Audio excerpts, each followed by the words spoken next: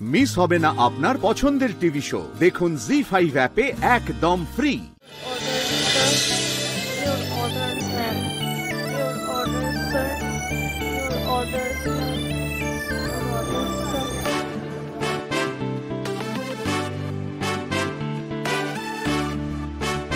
Joy Ganpati Bappa.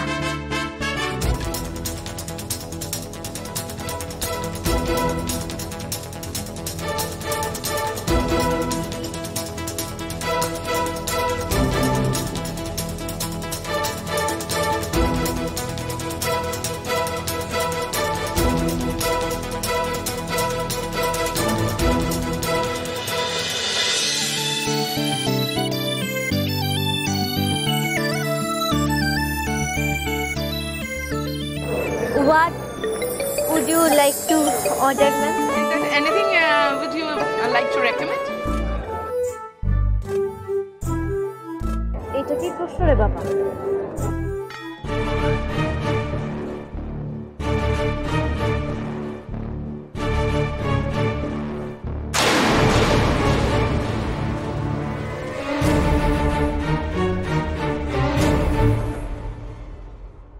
Hello, please tell me, is there anything would you like to recommend? Something in non-veg? রাত্তা তাউলিটা vegetable soup শুনেছিলাম। রেকমেন্ডটা কি হবে? Recommended not non-veg, veg. What? Say again? So funny you are. ইংরেজিতে কথা বলতে জানো না, তবু এখানে কাজ করতে চলে এসেছো। Oh my goodness. Manager, manager, manager কোথায়? ম্যানেজার পড়াবেন না। তাদেরকে ধরে নিয়ে আসেন বলুন তো এগুলোকে। এক লাইন ইংরেজি বলতে জানে না, পুরো মুডটাকে স্পয়েল করে দিয়েছে। কিন্তু সব ভুলভাল লোকজনকে নিয়ে আসেন। Sorry ma'am, extremely sorry. Priya, yes sir. Please attend. এখানে আসো, আসো।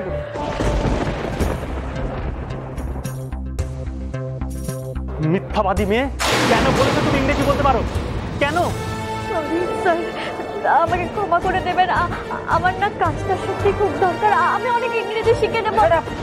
অশিক্ষিত মেয়ে কোথাকার, লজ্জা করে না? মই পুচ্ছধারী কাক হওয়ার ইচ্ছা হয়েছে তোমার? ইংরেজি নিশ্চয় বাবা মাও তোমার অশিক্ষিত।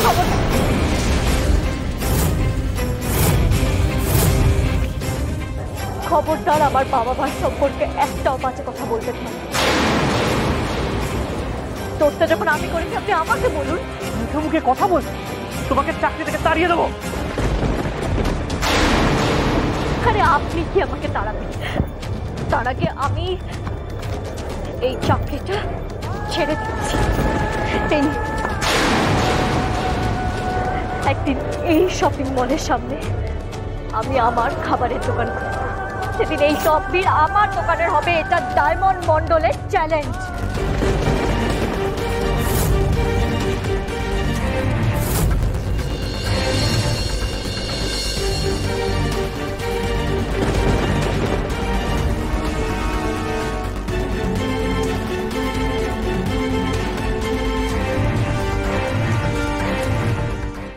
জি5 ডাউনলোড করুন আর সব এপিসোড দেখুন একদম ফ্রি। মিস হবে না আপনার পছন্দের টিভি শো। দেখুন জি5 অ্যাপে একদম ফ্রি।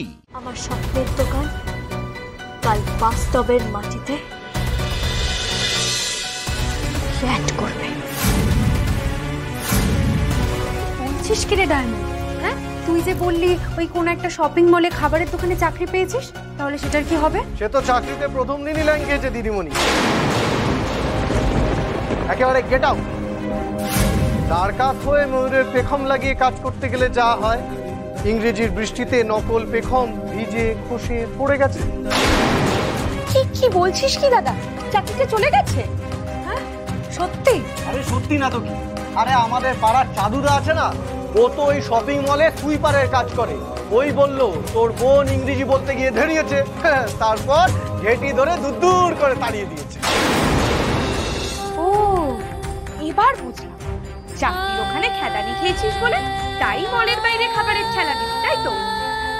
কি বেচবি শুনি? কেন, বড়া পাও বেচবে?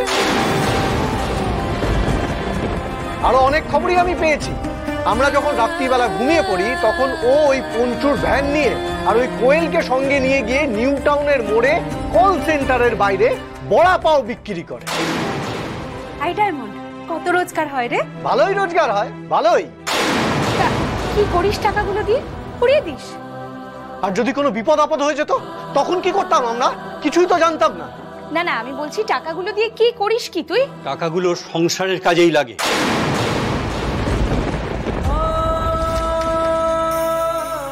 ওই টাকাগুলো থেকেই তোর চাকরির পরীক্ষার পড়াশোনার জন্য বই কেনা হয়।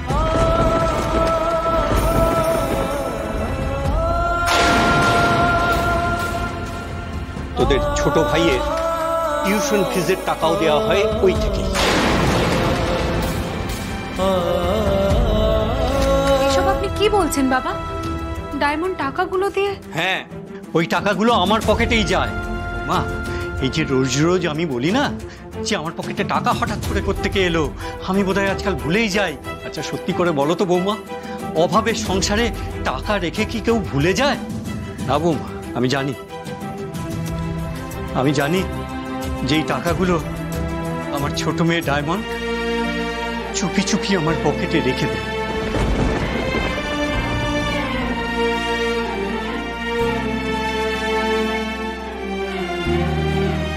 কেমন গেল আর চাকরির প্রথম দিন?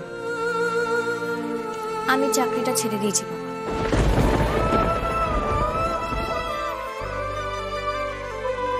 কেন ছেড়ে দিলে? হ্যাঁ মা, কোনো সমস্যা হয়েছিল নাকি? ছেড়ে দিয়েছে নাকি দেখো, ওকে ওখান থেকে তাড়িয়ে দিয়েছে। অশিক্ষিত মেয়ে একটা। তুই ইংরেজি বলতে পারিস? হ্যাঁ, তোকে যে ওখানে কাজে রাখবে? না রে দিদি, কাজটা আমি নিজেই ছেড়ে দিয়েছি। উনি আমাকে আমার মা বাবা তুলে অপমান করেছে। কেউ আমাকে কিছু বললে ঠিক আছে, কিন্তু আমার মা বাবা তুলে কেউ যদি একটাও কথা বলে তাহলে আমার মাথায় পুরো আগুন জ্বলে যায়। ইচ্ছে করছিল না ওদের কি দুটো ঘুষি মেরে একেবারে দাঁতগুলো ফেলে দেবো, কিন্তু শেষমেশ আমি নিজেকে সামলে নিয়ে আমি সব ছুঁড়ে ফেলে দিয়ে চলে এসেছি। আমি ওদেরকে চ্যালেঞ্জও করে এসেছি। চ্যালেঞ্জ? কি এমন চ্যালেঞ্জ করলি শুনি? আমি চ্যালেঞ্জ করেছি ওই শপিং মলের বাইরে আমি আমার খাবারের দোকান খুলব। জি5 ডাউনলোড করুন আর সব এপিসোড দেখুন একদম ফ্রি। মিস হবে না আপনার পছন্দের টিভি শো। দেখুন জি5 অ্যাপে একদম ফ্রি।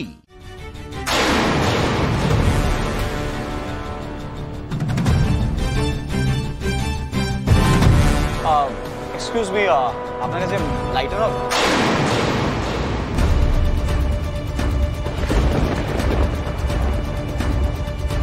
দেখছিস কি, আপাতত ওকেই লাগবে।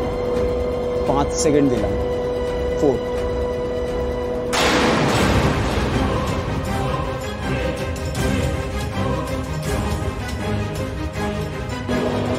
কাজ হয়ে গেছে। বেসমেন্টে তাড়াতাড়ি গাড়ি নিয়ে আয়। লাইট যখন লাগানো হচ্ছে বাড়ির সব দিকেই লাইট লাগানো হোক। শোনো নিত্য, হাজার হোক বাড়ির ছেলের বিয়ে বলে কথা, বাড়ির একটা কোনো আমি অন্ধকার রাখতে চাই না, বুঝেছো? বাবা,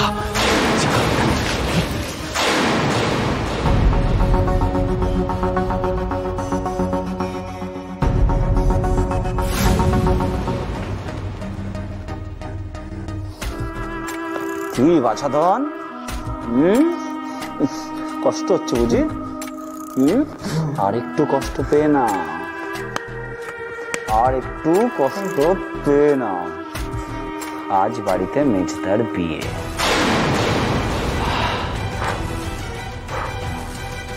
সেটা হয়ে গেলে তারপর আমি তোর বাবার বিয়ে দেখা। রিদান, দরজা খোলো।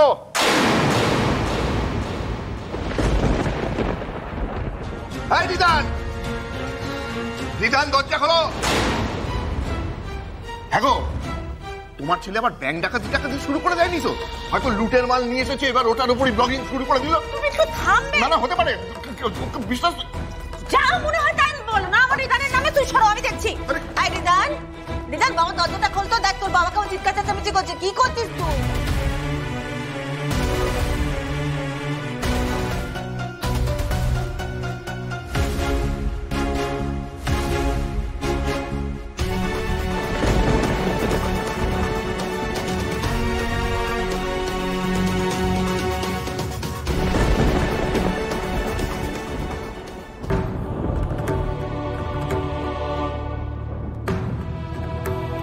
সরো ওই বস্তা করে দিয়ে এনেছো, বস্তা করে দিয়ে হ্যাঁ ওমা রাজা তুমি ওখানে? হ্যাঁ ওকে তো থাকতেই হবে, চড়ে চড়ে মারতো তো ভাই তো, কিন্তু বস্তাটা কোথায়? আমি যে দেখলাম বস্তাটা দেখি তো বাবা করছে বাবা এগুলো। হ্যাঁ আরে বস্তা কিসের বস্তা? ওরে বাবা রে!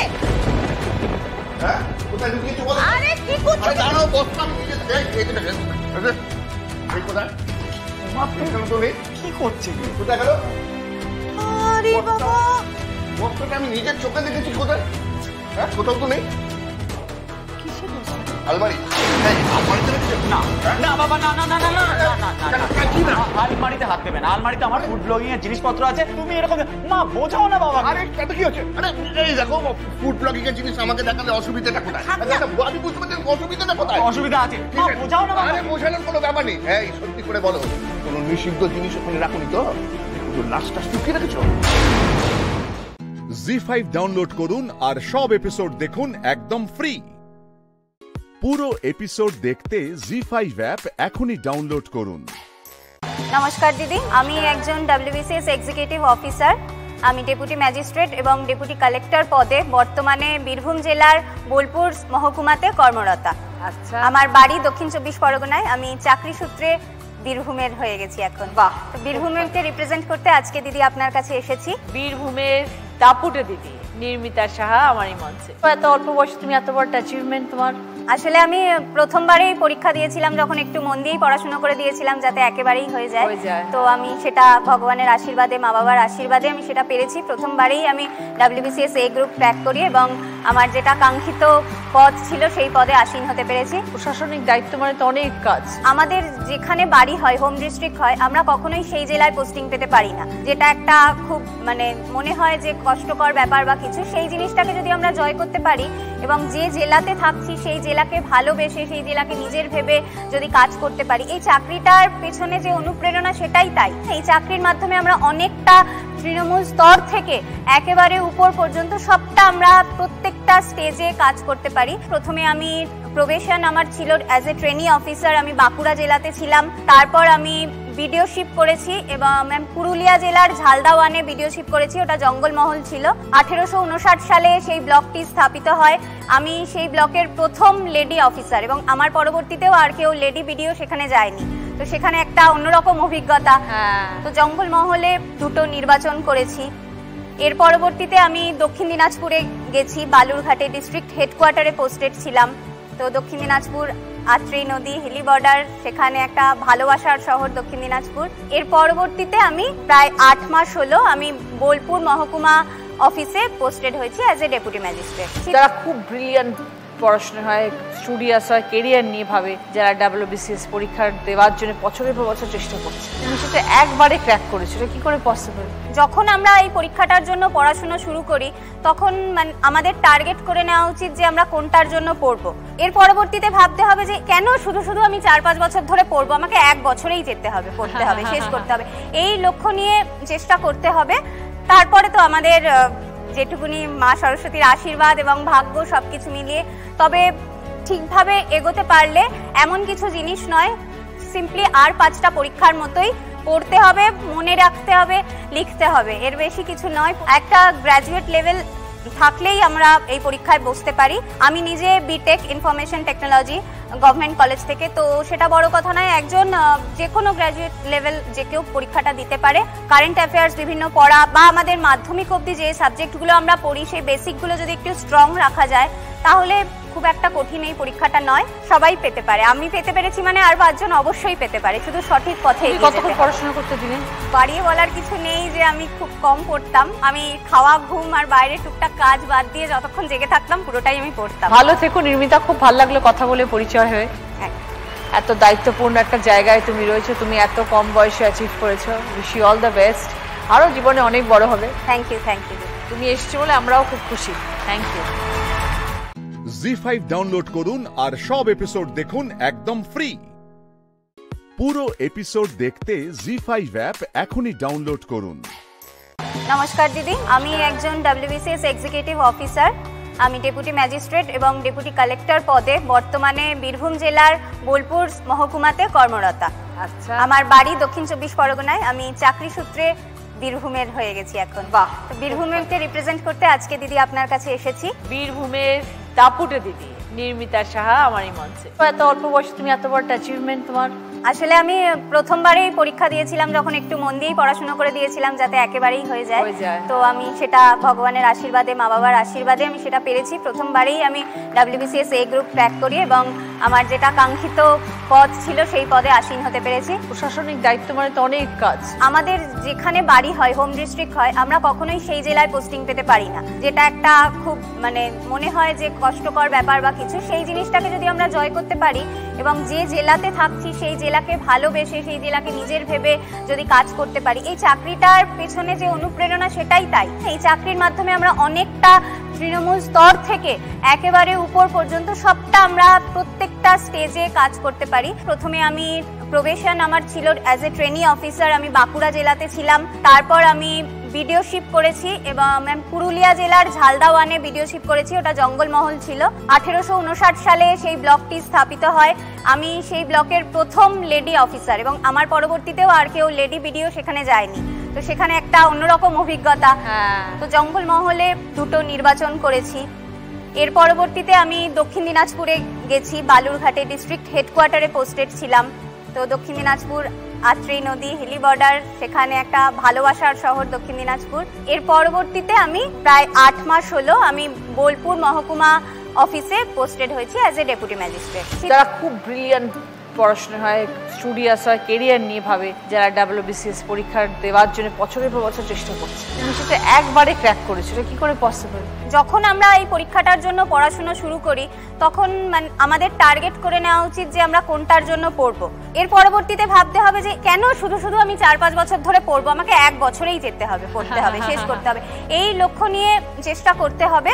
তারপরে তো আমাদের যেটুকুনি মা সরস্বতীর আশীর্বাদ এবং ভাগ্য সবকিছু মিলিয়ে, তবে ঠিকভাবে এগোতে পারলে এমন কিছু জিনিস নয়, সিম্পলি আর 5টা পরীক্ষার মতোই পড়তে হবে, মনে রাখতে হবে, লিখতে হবে, এর বেশি কিছু নয়। একটা গ্র্যাজুয়েট লেভেল থাকলেই আমরা এই পরীক্ষায় বসতে পারি। আমি নিজে BTech information technology government college থেকে, তো সেটা বড় কথা নয়, একজন যে কোনো গ্র্যাজুয়েট লেভেল যে কেউ পরীক্ষাটা দিতে পারে।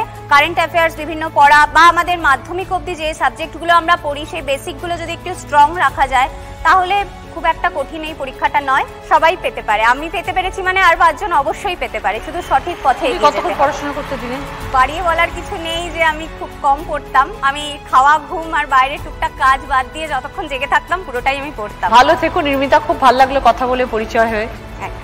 এত দায়িত্বপূর্ণ একটা জায়গায় তুমি রয়েছো, তুমি এত কম বয়সে অ্যাচিভ করেছো। Wish you all the best, আরো জীবনে অনেক বড় হবে। Thank you, thank you.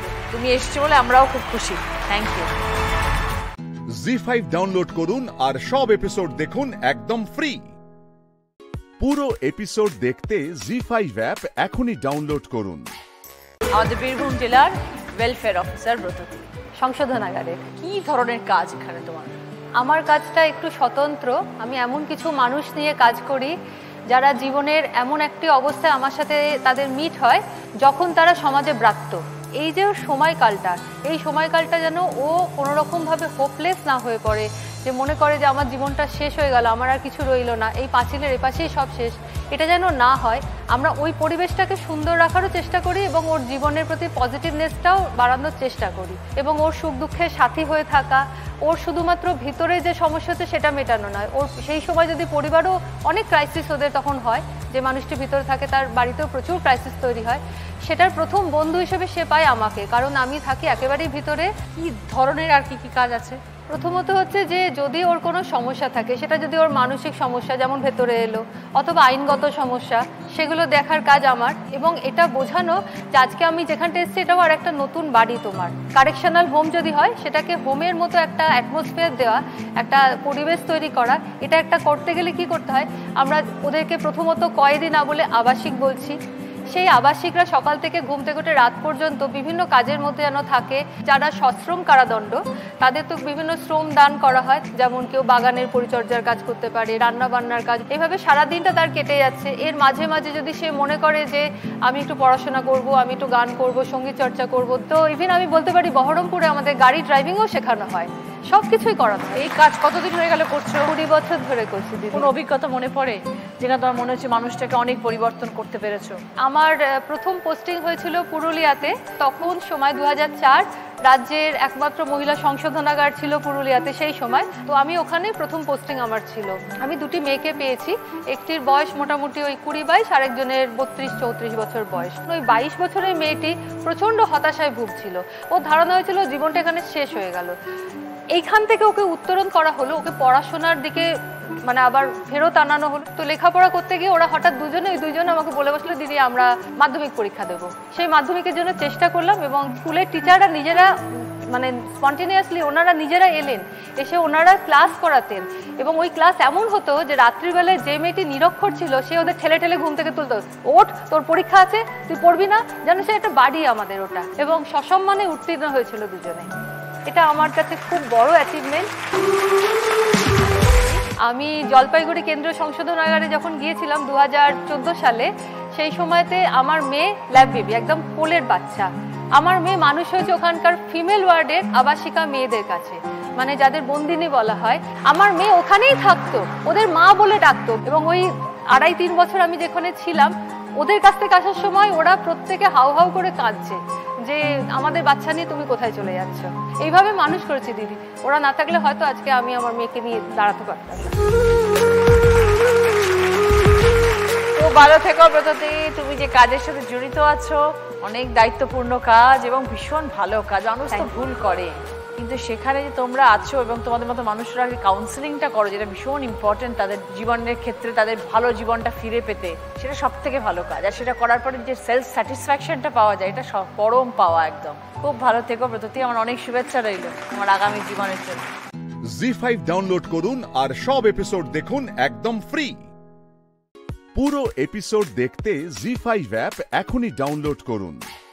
আমাদের বীরভূম জেলার ওয়েলফেয়ার অফিসার ব্রততী, সংশোধনাগারে কি ধরনের কাজ এখানে তোমার? আমার কাজটা একটু স্বতন্ত্র। আমি এমন কিছু মানুষ নিয়ে কাজ করি যারা জীবনের এমন একটি অবস্থায় আমার সাথে তাদের মিট হয় যখন তারা সমাজে ব্রাত্য।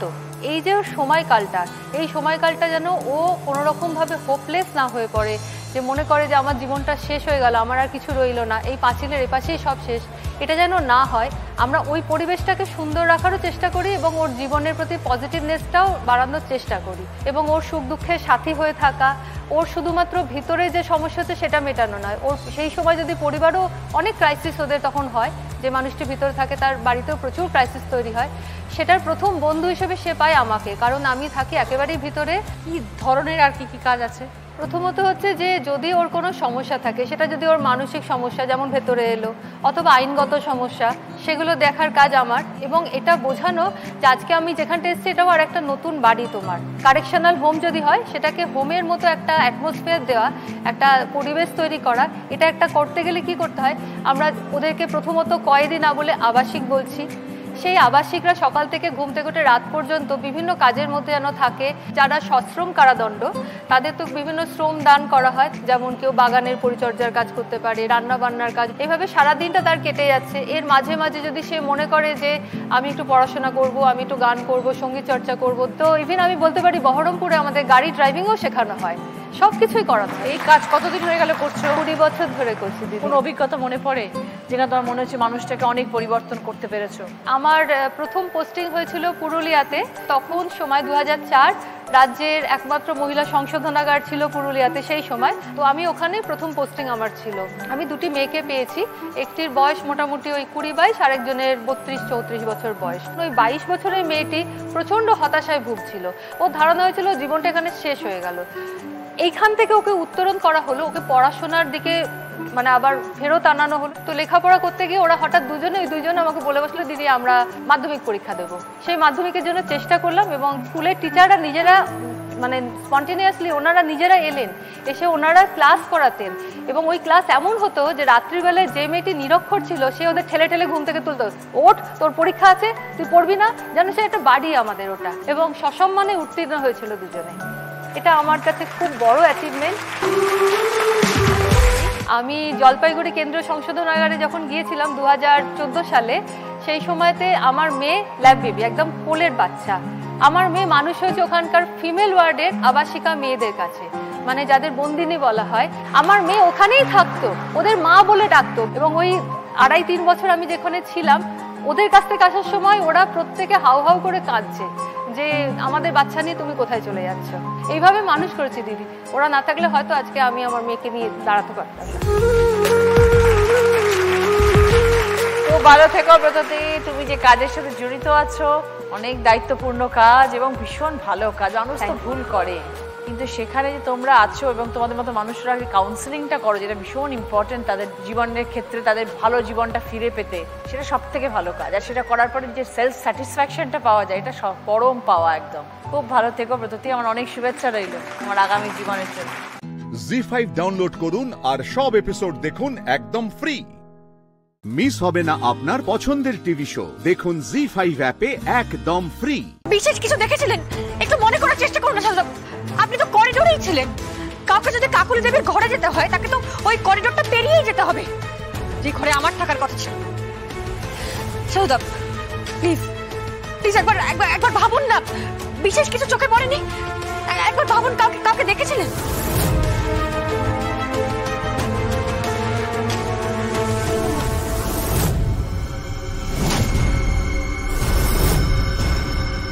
দাঁড়ান।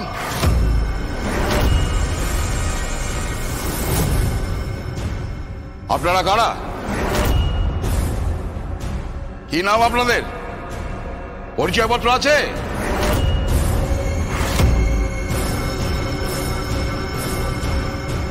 স্যার। কি হয়েছে? কি স্যার, পুলিশ জোর করে ভিতরে ঢুকতে যেতেন স্যার। 1 মিনিট। কি সারদা? মনে পড়েছে। মনে পড়েছে? হ্যাঁ, আমার মনে পড়েছে। একজন ওই হলুদ কালারের পাঞ্জাবি পরেছিল, আরেকজন আকাশি কালারের পাঞ্জাবি পরেছিল, আরেকজন ওই পিচ কালারের পাঞ্জাবি পরেছিল। আপনার মুখ মনে আছে? হ্যাঁ, মনে আছে। That's great. আমাদের স্কেচ করাতে হবে ইমিডিয়েটলি। তাই হবে। আমি এক্ষুনি স্কেচ আর্টিস্টকে কল করছি।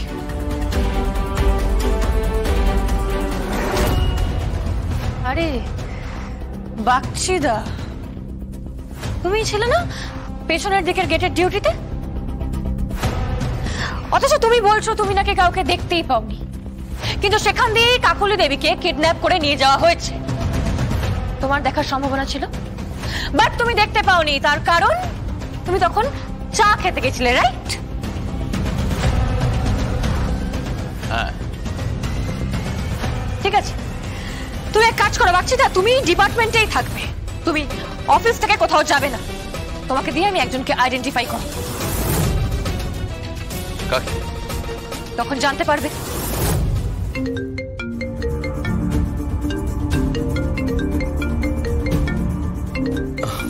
এক মিনিট সাউদা। হ্যাঁ বর্দি, তুমি কোথায়? আমি তো ডিপার্টমেন্টে আছি।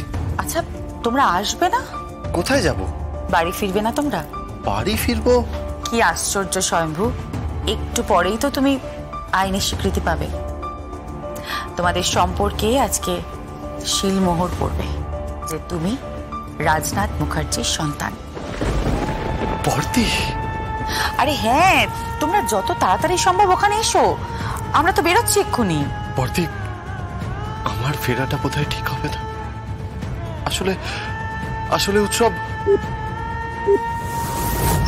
স্বয়ম্ভু, তুমি বলতে না বলতে কিন্তু উৎসব ফোন করছে। তুমি একটা কাজ করো, ফোনটা রাখো, আমি একটু উৎসবের সাথে কথাটা বলে নিই। জি5 ডাউনলোড করুন আর সব এপিসোড দেখুন একদম ফ্রি। মিস হবে না আপনার পছন্দের টিভি শো, দেখুন জি5 অ্যাপে একদম ফ্রি। এই কোম্পানিতে আমার কথাই কিন্তু শেষ কথা, সেটা তুই খুব ভালো করে জানিস উৎসব। সুতরাং যা বলবো সেটা চুপচাপ শুনবি। উৎসব, ভদ্রভাবে জীবন যাপন করো। তোমার দাদা এবং বৌদি আজকে বাড়ি ফিরছে, তাদেরকে রেসপেক্ট দাও, তাদেরকে সম্মান করো, বুঝতে পেরেছো?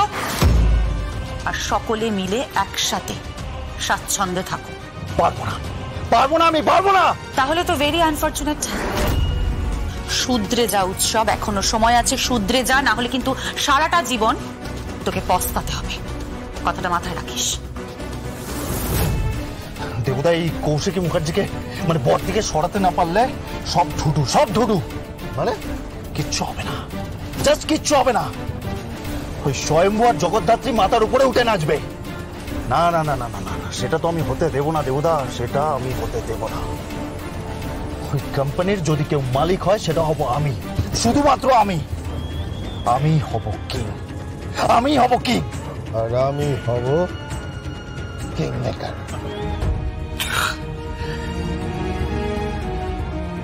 কি হয়েছে শম্ভু? এত ইমোশনাল, তোর চোখে জল কেন? আজকে পরিচয় পাবো, নিজের পরিচয় খুঁজে পাবো আইনি ভাবে। তার জন্য তুমি চোখের জল ফেলছো কেন শম্ভু? জগদ্ধাত্রী, আমি হাসবো না কাঁদবো বুঝতে পারছি না। আমি আজকে এতদিন পরে পিতৃ পরিচয় পাবো আইনি ভাবে।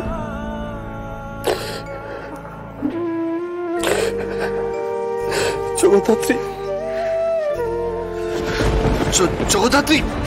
তোমার কি হলো? জগদ্ধাত্রী বসো বসো। জগদ্ধাত্রী তোমার কি হয়েছে?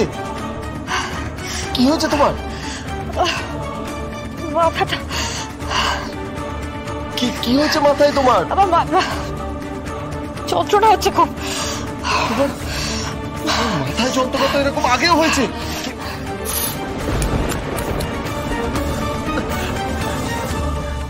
কি হয়েছে তোমার? এটা কিসের ওষুধ? কিসের ওষুধ খাচ্ছ তুমি? এই মাইগ্রেন কিছু একটা হবে হয়তো। তার ওষুধ খাচ্ছে তুমি না জেনে? কি হয়েছে তোমার? শম্ভু, বাদ দাও না, আমি ঠিক আছি, কিছু হয়নি আমার, বিশ্বাস করো। আজকে একটা সুখের দিন। আজকে এসব কথা বলো না। বড়দিরা ওয়েট করছে আমাদের জন্য। চলো যাই। চলো। ঠিক আছে তো? ঠিক আছে।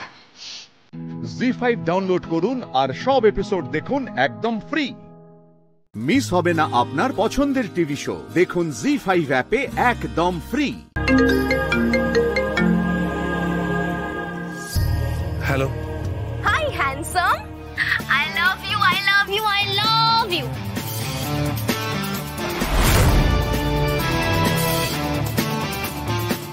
আবার ফোন করেছেন? বারবার কেন ফোন করছেন? Because I love you, I love you, I love you. আচ্ছা আপনি আমাকে একবার আই লাভ ইউ একটু বলুন না, বলুন না, কি অসুবিধা আছে বলুন না। আপনি শুনুন, আমি আই লাভ ইউ টু বলতে পারি না। আরে কেন বলতে পারেন না? আপনাকে বলতেই হবে। আমি আপনাকে ছাড়া বাঁচবো না, আপনি কেন বুঝতে পারছেন না? You are my life, you are my everything. আপনি ফোনটা রাখবেন কি রাখবেন না? আরে বাবা একবার হ্যাঁ বলে দিন না, এরকম কেন করছেন? আমি আপনাকে বড্ড ভালোবাসি, আপনি বুঝ। এই দিদি, একবার তুই বল না দিদি, প্লিজ প্লিজ প্লিজ বল বল বল। ছেলে মানুষে করতে নেই অন্যা। আরে কিসের ছেলে মানুষই? এটা তো সম্পূর্ণ একটা মেয়ে মানুষ। একটা মেয়ে একটা ছেলে প্রেমে পড়েছে আর ছেলেটা পড়ছে না। তুই প্লিজ। আচ্ছা ছাড়, এই শোনো না, বলছি তুমি একবার বলবে প্লিজ। আমি হ্যাঁ বলো না প্লিজ প্লিজ প্লিজ একবার। না কথা কি বল, আমি শুনবি। হ্যালো,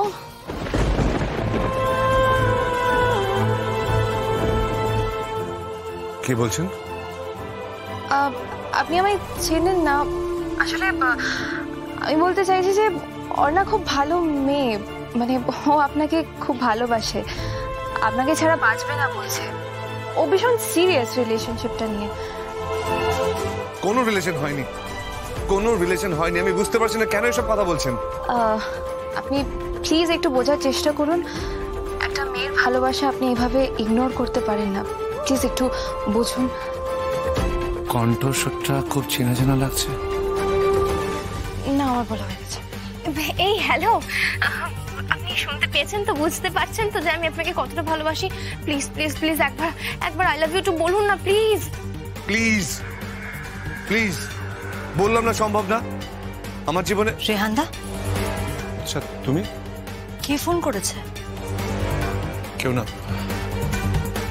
হ্যালো হ্যালো, কি হলো? ফোনটা কেটে দিল। Whatever, I don't mind. আজকে রাতে স্বপ্নে ডুবে থাকার জন্য ওর ওইটুকু কণ্ঠস্বরই যথেষ্ট। সারা রাত শুধু তুমি আর আমি। I love you, I love you. কি যে পাগলামো শুরু করলি তুই, কে জানে। এই দিদি, আমি ওকে সত্যি ভালোবাসি, আমি সত্যি ভালোবাসি দিদি। এরকম করতে নেই ওর না, খুব কষ্ট পাবি তুই। কেন কষ্ট কেন বাবু?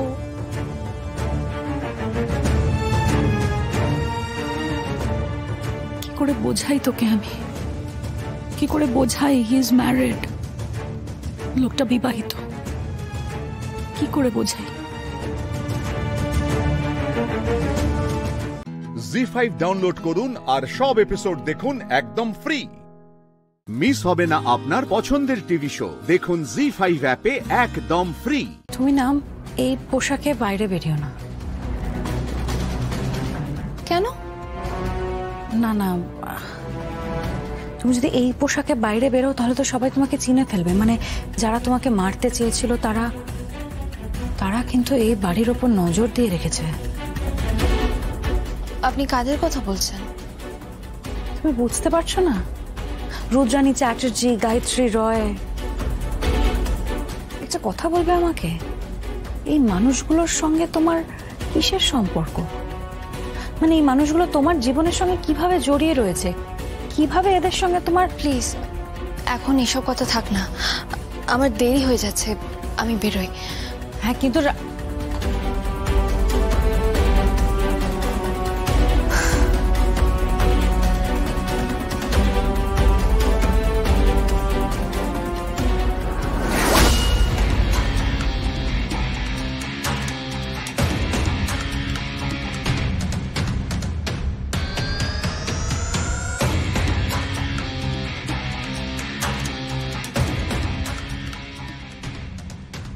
ঐশানীদি, ঐশানী বলছি তোমাদের ফ্ল্যাটের বাইরে একজন দুধওয়ালা দাঁড়িয়ে আছে, দেখো না কে? দুধওয়ালা?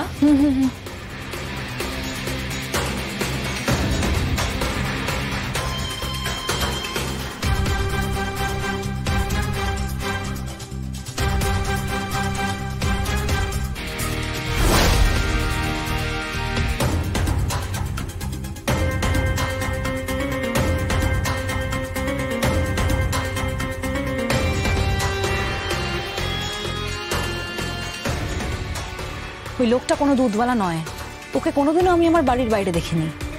তার মানে এটাই যে তুমি রিস্ক নিয়ে ফেলছো। কেন রিস্ক নিচ্ছ? চেঞ্জ করে নাও, আমার কথাটা শোনো।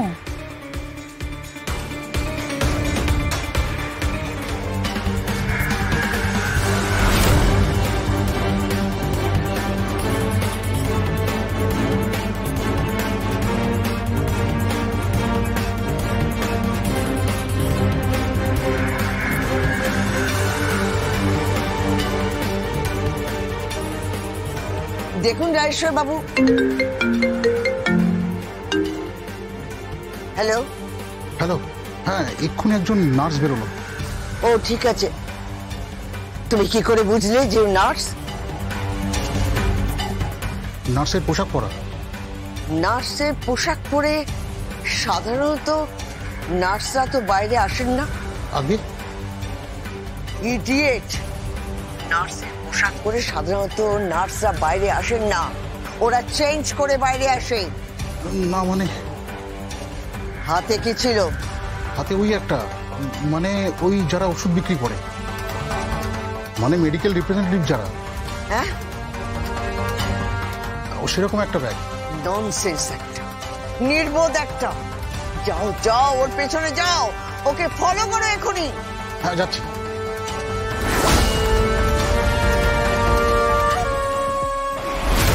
দিদি ঠিকই বলেছিল, লোকটাই বাড়ির উপর নজর রাখছে। জি5 ডাউনলোড করুন আর সব এপিসোড দেখুন একদম ফ্রি। মিস হবে না আপনার পছন্দের টিভি শো, দেখুন জি5 অ্যাপে একদম ফ্রি।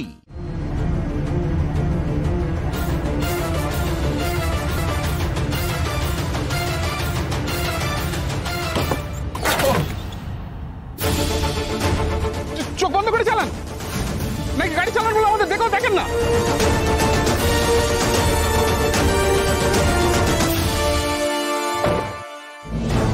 কমলিনী সেনগুপ্তর উপর গলা তুলে কথা বলছো তুমি? কি বল দাদা, দেখি উঠুন, ঠিক আছেন তো? 1 মিনিট। কোন সাহসে ওনার গায়ে হাত তুললেন কমলিনী সেনগুপ্ত? অন্যায় তো আপনি করেছেন প্রথমে, আর ওনাকে চড় মেরে দ্বিতীয়বার অন্যায় করেছেন। পায়ে হাত দিয়ে ক্ষমা চান ওনার কাছে। এক ভিকিরি আরেক ভিকিরি হয়ে খবর দালালি করতে এসছো? সরো, দাঁড়ান। রাস্তাটা আপনার জমিদারি নয় যে যখন খুশি গাড়ি দাঁড় করিয়ে দরজা খুলে নেমে যেতে পারেন। শুধুমাত্র আপনার খামখেয়ালির জন্য আজকে ওই দাদার কত বড় ক্ষতি হতে পারত। কি ভেবেছেন আপনারা? বড় লোক বলে মানুষকে মানুষ বলে জ্ঞান করবেন না, তাদের জীবনের মূল্য দেবেন না, উল্টে নিজের ভুল ঢাকতে তাদের গায়ে হাত তুলবেন।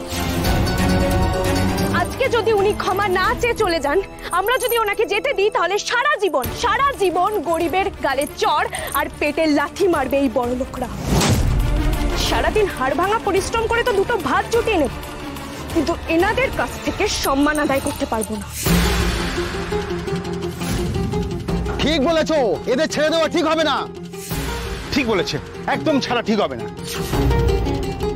হ্যাঁ, শাস্তি দেওয়াই উচিত। যখন তখন গায়ে হাত দিলেই হলো না। তোমরা কিন্তু জানো না কার সামনে দাঁড়িয়ে তোমরা গলা উঁচু করে কথা বলছো। আমার একটা ফোন আর সব কটা হাজতের পেছনে যাবে। দেখবে আমি কি করতে পারি। সে পুলিশ এলে আমরা বলবো আসল দোষ টাকা। হ্যাঁ বলবো, পুলিশ আসলে আমরা সবাই বলবো। ফালতু না বকে ম্যাডাম যা বলছে করুন, পায়ে হাত দিয়ে ক্ষমা চান। হ্যাঁ, ক্ষমা চান বলছি। কি হলো কমলিনী সেনগুপ্ত? চুপ করে দাঁড়িয়ে না থেকে ক্ষমা চান, আজ না হলে কিন্তু আপনি নিস্তার পাবেন। এই ড্রাইভার, এখানে দাঁড়িয়ে মজা দেখছো? এতগুলো টাকা দিয়ে ফুসছি কেন তোমাদের? যেটা কি করো, আমাকে নিয়ে চলো এখান থেকে। আমি কি করি ম্যাডাম? আপনি তো ভুলটা করলেন, ক্ষমা চাইলেন ম্যাডাম, নাহলে গাড়ির কাঁচ ভেঙে দেবে, হাড়গোড় ভেঙে দেবে। ক্ষমা চান, পায়ে হাত দিয়ে ক্ষমা চান। কি চাই? কত টাকা চাই? ওসব টাকা পয়সা ছাড়ুন, ক্ষমা চান, পায়ে হাত দিয়ে ক্ষমা চান। পায়ে হাত দিয়ে ক্ষমা চান।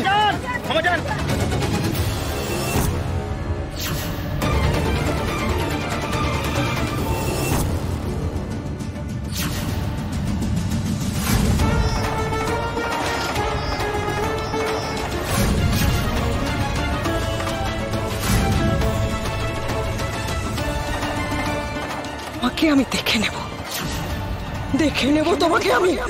তার আগে একবার নিজের মুখটা আয়নায় দেখবেন ম্যাডাম, বুঝবেন চেহারাটা একেবারে বদলে গেছে। জি5 ডাউনলোড করুন আর সব এপিসোড দেখুন একদম ফ্রি। মিস হবে না আপনার পছন্দের টিভি শো, দেখুন জি5 অ্যাপে একদম ফ্রি। কি হয়েছে মিহি, এরকম মুখ গোমরা কেন? ফ্যানগুলো খুব বাঁচা। আবার বাচ্চাগুলো মিহির বাবাকে নিয়ে ওকে বুলি করেনি তো? ভালো লোক 5 স্টার কি বলো তো? 5 স্টার? 5 স্টার তো আমি জানি না, আমি তো শুধু একটাই স্টারকে জানি, আমার বেস্ট ফ্রেন্ড, আমার মিহি।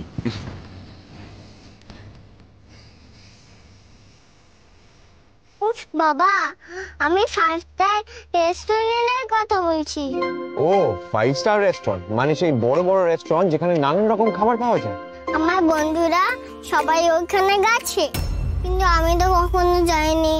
সেজন্য আমাকে ওরা খুব ছাপাচ্ছিল, সেজন্য তো আমি রাগ করে আমি কিছু খাইনি, তোমার সাথে আলাপ করাইনি। মিহি, তাহলে তো তোমার খুব খিদে পেয়েছে।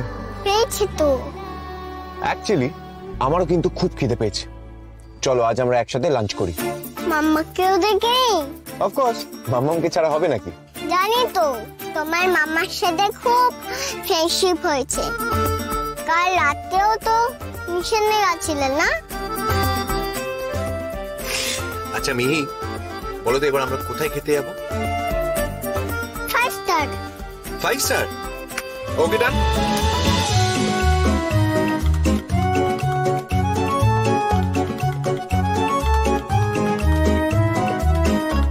Okay madam.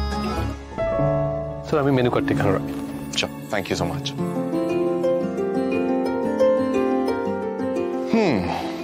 তাহলে ম্যাডাম আজ আমরা কি খাবো একটু দেখি।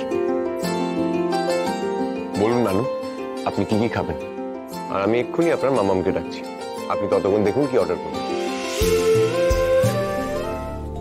হ্যাঁ মধুবনী, আমি আপনাকে একটা রেস্টুরেন্টের অ্যাড্রেস পাঠাচ্ছি, আপনি ইমিডিয়েটলি ওখানে চলে আসুন। আমরা এখানে খেতে এসেছি। এক মিনিট, রেস্টুরেন্টে পয়সা খরচ করে কেন খাবেন বেকার?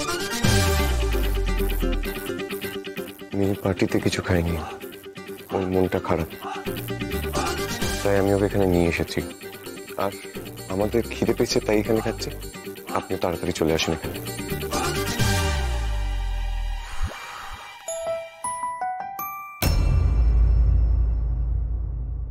ও মা, যে রেস্টুরেন্টের অ্যাড্রেসটা পাঠিয়েছে সেটা তো একটা 5 স্টার রেস্টুরেন্ট। ওরে বাবা, এই তো কোটি টাকা বিল হয়ে যাবে। আমি যদি এই বিল শোধ করতে না পারি আমাকে হোটেলের বাসন মাজাবে নাকি?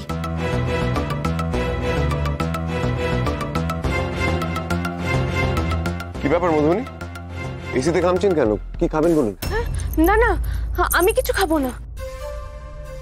এগুলোর দাম কত তাই জানি না, আরো নিলে তো আরো বিল বাড়বে।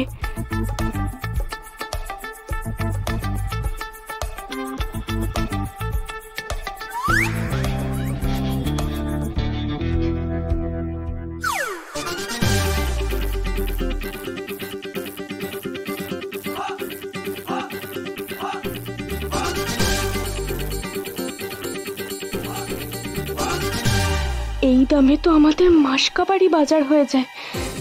ঋত্বিক বাবু যে কেন এমন ছেলে মানুষই করলেন।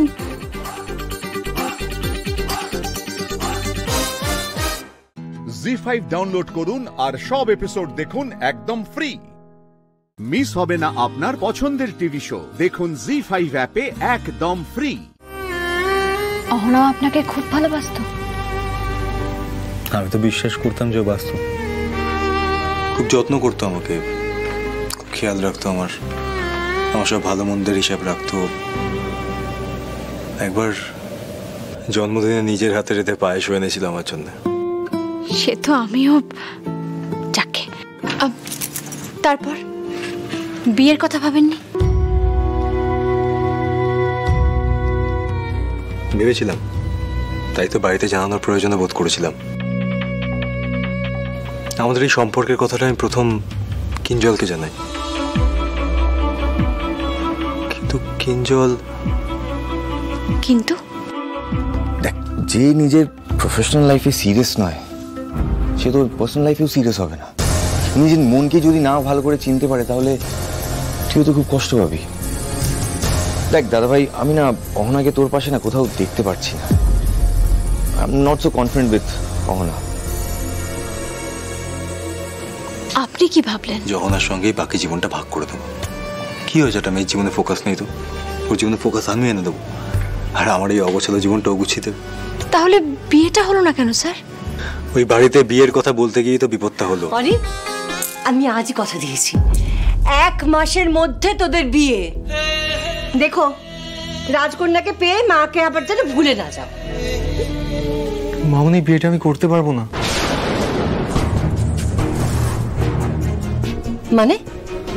মানে আমি অন্য কাউকে বিয়ে করতে পারবো না মামনি। আমি একজনকে ভালোবাসি। ভালোবাসিস? জীবন সম্পর্কে কোনো ধারণা আছে তোর? অহনাকে ঠকাতে পারবো না। অহনা? অহনা মানে ওই মেয়েটা যে কিঞ্জলের সাথে কিঞ্জলের ব্যান্ডে গান গায়? মাথাটা কি একেবারে খারাপ হয়ে গেছে অনি? ওই গান গাওয়া মেয়েটাকে আমি আমার বাড়ির বউ করব? তুই যদি এই কাজ করিস অনি, তাহলে তোর সাথে আমার কিন্তু কোনো সম্পর্ক থাকবে না। এবার তুই বেছে নে, আমি না ওই অহনা।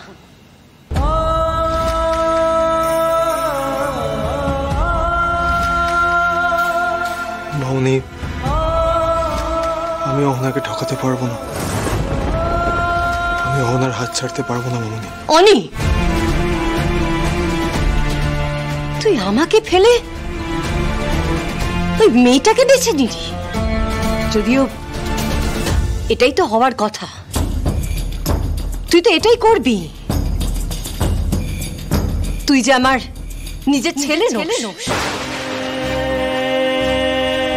তো বাড়ির বাকিরা কেউ কিছু বললো না? তখন সবাই চেয়েছিল আমার বিয়েটা ওই ত্রিপুরা রাজ পরিবারেই হোক। বাড়ির বড় ছেলে, সবার অনেক আশা আমাকে নিয়ে, সবাই মামনিকেই সাপোর্ট করলো। এমন করে একটা ইমোশনাল প্রেশার ক্রিয়েট করলো সবাই আমার উপর। বলতে পারেন একটা কাইন্ড অফ শর্তই দিল আমাকে যে নয় জোড়াবাড়ি নয় অহনা, যে কোনো একটা আমাকে বেছে নিতে হবে। আমি তাই অহনাকেই বেছে নিলাম, আর বাড়ি বিজনেস সবকিছু ছেড়ে ছুড়ে চলে গেলাম। আপনি অহনার জন্য বাড়ি ছেড়ে বেরিয়ে গেলেন? অহনা কি বলল? জি5 ডাউনলোড করুন আর সব এপিসোড দেখুন একদম ফ্রি। মিস হবে না আপনার পছন্দের টিভি শো, দেখুন জি5 অ্যাপে একদম ফ্রি। কঠিন অধ্যবসা বোঝেন শ্যামলী, সেই সময়টায় আপনি যদি আমাকে দেখতেন, স্নান, খাওয়া আর পড়াশুনো, এছাড়া আমার জীবনের কিচ্ছু ছিল না।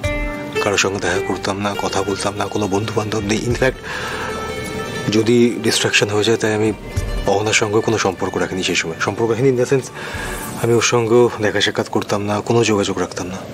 লক্ষ্য স্থির করে খালি এগিয়ে চলছিলাম, কারণ আমার শুধু একটাই লক্ষ্য ছিল, আমাকে বিদেশ যেতে হবে, একটা হাইলি কোয়ালিফাইড প্রফেশনাল কোর্স করতে হবে, যাতে প্রথম প্লেসমেন্টেই আমার চাকরিটা হয়, যাতে আমি বাকি সবটা ঠিক করে ফেলতে পারি, এভরিথিং।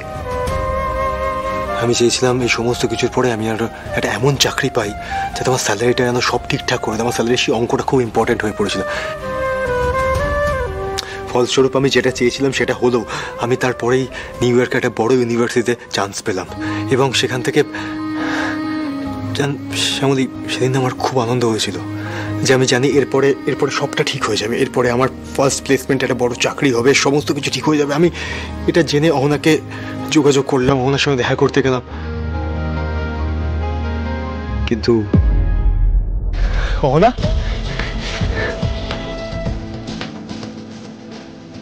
অহনা সব ঠিক হয়ে গেছে, সব ঠিক হয়েছে, এভরিথিং ইজ ফাইন নাও। তুমি জানো আমি বিদেশে একটা খুব বড় প্রফেশনাল কোর্স চান্স পেয়ে গেছি, বছর ফিরতেই সেখানে চাকরিও পেয়ে যাবো। ইনফ্যাক্ট ওরা তো ইনিশিয়ালি আমাকে একটা স্টাইফেনও দেবে, সেই স্টাইফেন এতটাই যে আমি তোমাকে নিয়ে গেও সেখানে রাখতে পারবো। হ্যাঁ, হয়তো ইনিশিয়ালি একটু কষ্ট হবে, কিন্তু সেটা বেশি দিন নয়, চাকরি পেলে সব কিছু সেটেল, সব ঠিক হয়ে যাবে, সবটা করে ফেলেছে। I am on.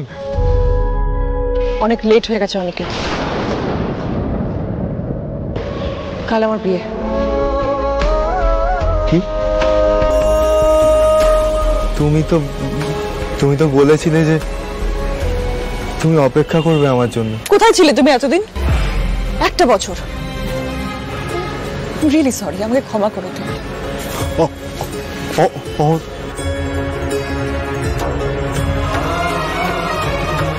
সেই অহনার সঙ্গে আমার লাস্ট দেখা, তারপরে আমি বিদেশ চলে যাই, চাকরি পেয়ে যাই, ওখানে সেটেল করে গিয়েছিলাম। স্যার, আপনি অহনাকে এত ভালোবাসতেন? স্যার, ভবিষ্যতে যদি কখনো অহনা আপনার জীবনে ফিরে আসে? সেটা সম্ভব নয়। অহনা আমার জীবন থেকে চলে গেছে Shyamoli.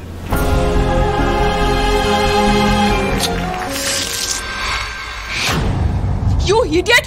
Extremely sorry, ma'am. Just shut up!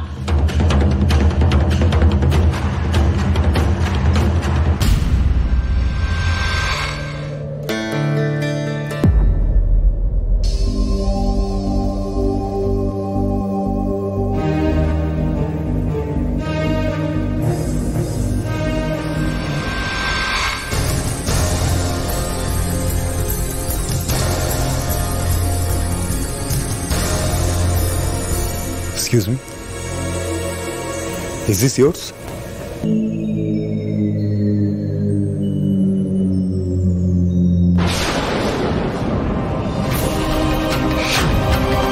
Oh no.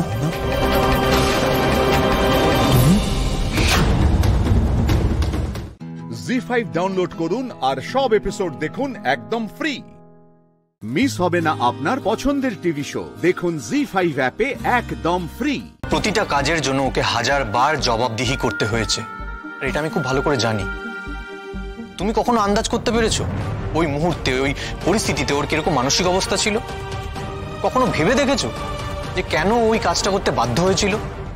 শোনো অনির্বাণ, রাই ওই সময় ওই পরিস্থিতিতে যেরকম ভাবে মাথা ঠান্ডা করে ওরকম একটা সাংঘাতিক সিদ্ধান্ত নিয়েছিল, যে মানসিক স্থৈর্য ছিল, তারপরে আর ওর মানসিক অবস্থা নিয়ে ভাবার কোনো অবকাশই নেই। রাই তো এটাও ভাবতে পারতো যে সূর্য ওর ফ্যামিলিটাকে লুক আফটার করবে, পারতো তো। ইনফ্যাক্ট আমরা সবাই হেল্প করতাম। একটা হাবাতে ফ্যামিলিতে তো ওর বিয়ে হচ্ছিল না, হচ্ছিল কি? আর এখানেই রায়ের আপত্তি টিকলো। রায় কখনোই ওর মা দাদাদের দায়িত্ব কারোর দয়ের উপর নির্ভরশীল করতে চায়নি। হ্যাঁ, তুমি এটা বলতেই পারো যে রায়ের বড্ড বেশি আত্মসম্মান, ও নিজে উপার্জন করে নিজের পরিবারের দায়িত্ব নিতে চেয়েছে। কিন্তু আমি তোমাদেরকে যতটুকু চিনি তার ভিত্তিতে জানতে চাইছি, তোমরা কি রায়কে এই বাড়িতে সেটা করতে দিতে? অনির্বাণ, এ বাড়ির বউদের চাকরি করার প্রয়োজন পড়ে না। সেটা তুমি বলতে পারো বৌদি, কারণ তোমার বাপের বাড়ির অবস্থা ভালো, তোমার কোনো দায় নেই তাদের প্রতিপালন করা। কিন্তু রায়ের সেই দায়িত্ব আছে। কতগুলো মানুষ কিন্তু রায়ের বাবা চলে যাওয়ার পর রায়ের উপর নির্ভরশীল। তুই ওকে বিয়ে করার পর তুই তোর বউকে দিয়ে আবার চাকরি করাবি নাকি? এটা রায়ের সিদ্ধান্ত যে তার স্বাধীন উপার্জনে সে তার মা দাদা পরিবারকে দেখবে। আর তুমি সেটাই রাজি হয়ে গেছো? না মানার তো কিচ্ছু নেই, আমি তাকে 100% সমর্থন করি। কাকিমা, কাকু, তোমাদের কাছে আমার একটা রিকোয়েস্ট আছে, তোমরা প্লিজ এসো। আমি তো মেনে নিয়েছি যে রায় একটা ভুল করেছিল, কিন্তু তার একটা ভুল তো তার গোটা জীবনটা থামিয়ে দিতে পারে না। তার একটা ভুল তার গোটা জীবনটা নির্ধারিত করতে পারে না। রায়ের কি সত্যি মানে ও একটা সুযোগ পেতে পারে না একটা স্বাভাবিক জীবন কাটাবার? একটা সুন্দর জীবন দাবি করতে পারে না ও? কিছু মনে করিস না অনির্বাণ, তোর এই ডিসিশনটাকে আমি কিন্তু একদম মেনে নিতে পারছি না। বেসিক্যালি আমরা ভুক্তভোগী তো, তাই তোর এই ডিসিশনকে মেনে নেবার মতন মানসিক জোর আমাদের নেই। Sorry to say. হ্যাঁ, সেই রাই সৌর্যর জীবন থেকে চলে গেলেও চিরকালের মতো একটা গভীর ক্ষত তৈরি করে দিয়ে গেছে। আর ওই নীলু তো সেই ক্ষত নিরাময় করতে পারেনি, উল্টে আরো আঘাত করে সেই ক্ষতটাকে বাড়িয়ে দিয়েছে। দেখনি, আমি তোকে কিন্তু একটা কথাই বলবো, তুই আর একবার ভেবে দেখ।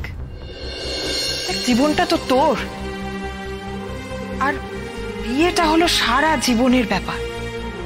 তুই একবার ভুল করেছিস, তুই যদি আবার একটা ভুল মানুষকে বিয়ে করে পরে আফসোস করিস, তাহলে তুই সেটা মেনে নিতে পারবি তো? তোর মা বাবারও তো বয়স হয়েছে, বারবার এরকম আঘাত তারা সইতে পারবে তো? কাকু, তুমিও কি বাড়ির সকলের সঙ্গে সহমত?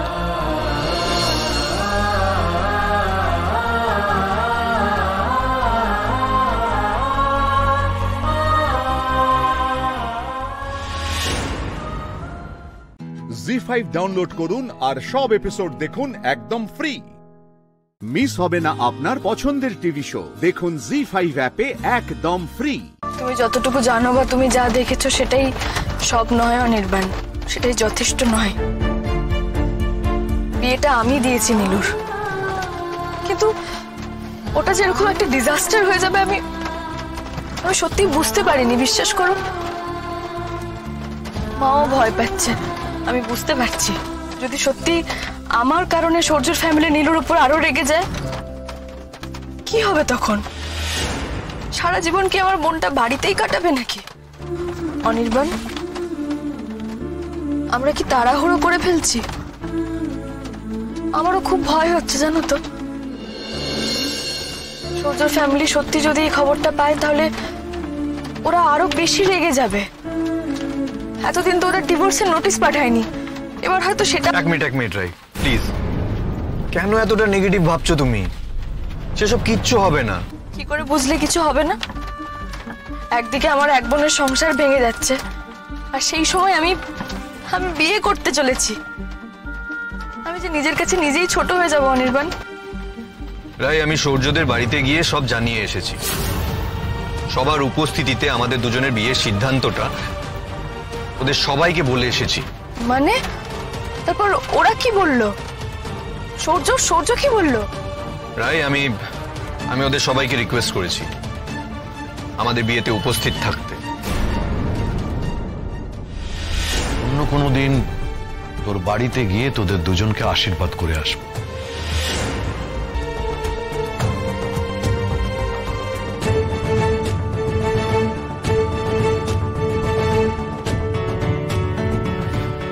রাই 100 বার একটা সুখী জীবন ডিজার্ভ করে ব্রাদার।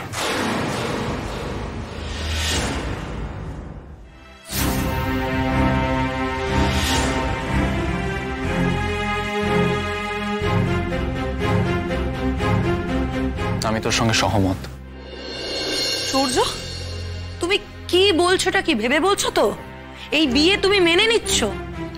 অফকোর্স নিচ্ছি বৌমনি, কারণ অনিদার মতো ভালো পাত্র রাইয়ের জীবনে আর কেউ হতে পারে না। দেখ, আমার বাড়ি থেকে আর কে যাবে কে থাকবে না থাকবে আমি জানি না, কিন্তু তোর বিয়েতে আমি তোর ভাই হিসেবে ফুল ফ্লেজেড থাকবো, এবং সেটাও আনন্দের সঙ্গে, হই হই করে।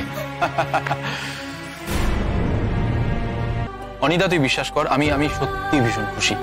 তুই আর রায় মিলে যে ডিসিশনটা নিয়েছিস সেটার জন্য আমি সত্যি খুব খুশি। আমি সেই দিনটার পর অনেক ভেবে দেখেছি, জানিস। আমি সেই দিন যে বিহেভটা করেছিলাম, আমি রায়ের বাড়িতে গিয়ে যেই কাজকর্মগুলো করে এসেছিলাম, সেটা সত্যি খুব বাজে ছিল। ইনফ্যাক্ট বাজে না, ভীষণ অন্যায়ের ছিল।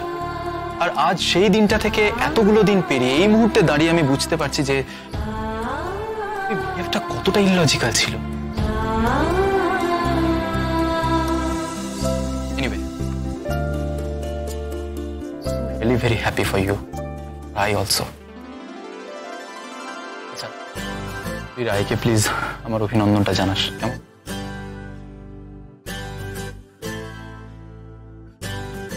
রাই, সূর্য তোমাকে কংগ্রাচুলেট করেছে।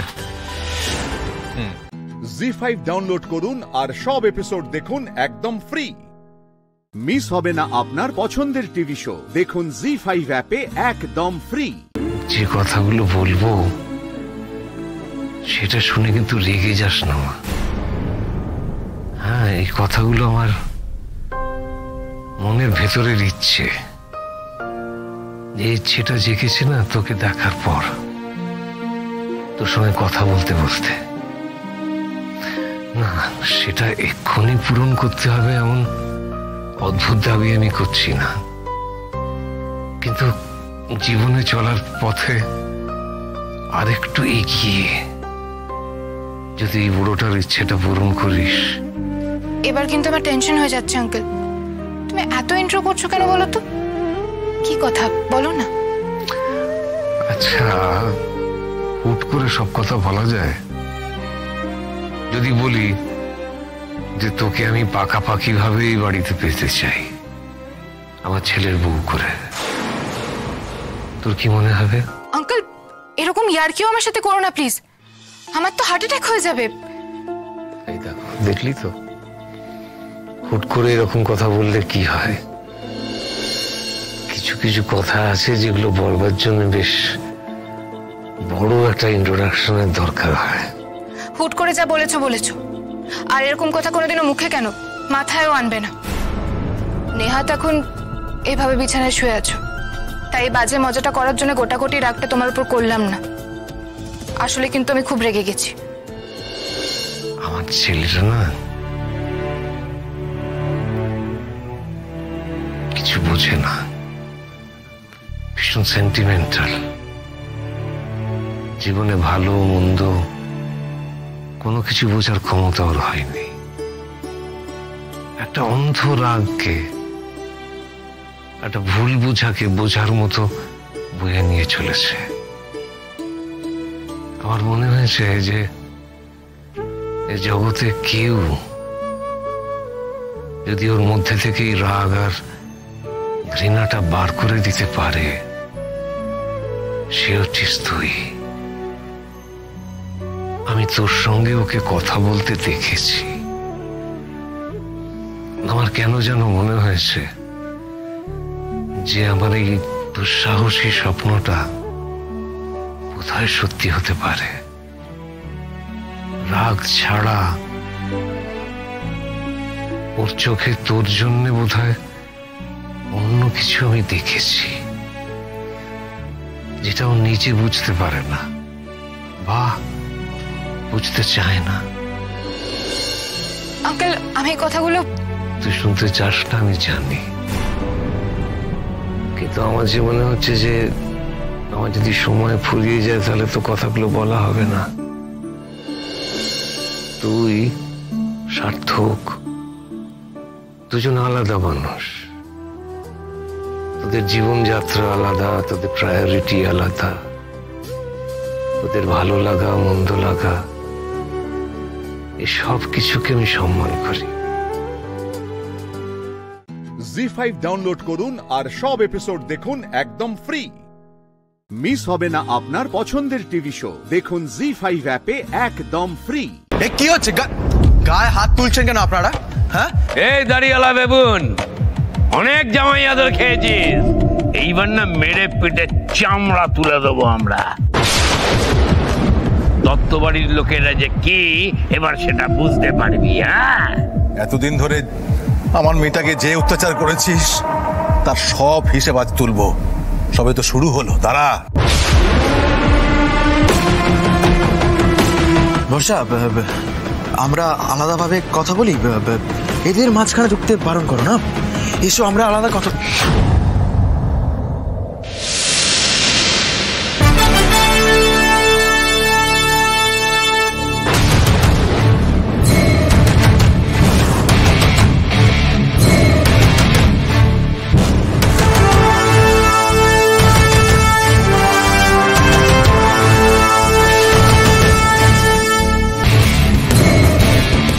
এই নোংরা হাত বর্ষাকে ছোঁয়ার যোগ্য নয়।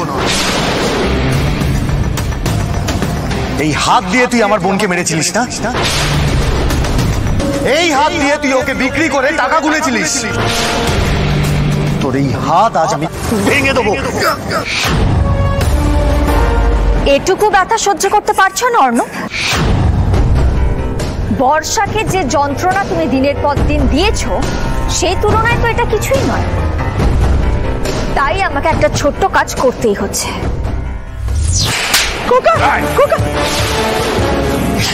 আপনারা কি করছেন এসব? এখানে এসে গুন্ডামি করছেন, গায়ে হাত তুলছেন, আর আপনারা দেখছেন এখানে এসে মারধর করছেন। এই জন্য কথায় বলে এক যাত্রায় পৃথক ফল ভালো না। ছি, তোমার মতো মেয়ে নারী জাতির কলঙ্ক, অসভ্য একটা।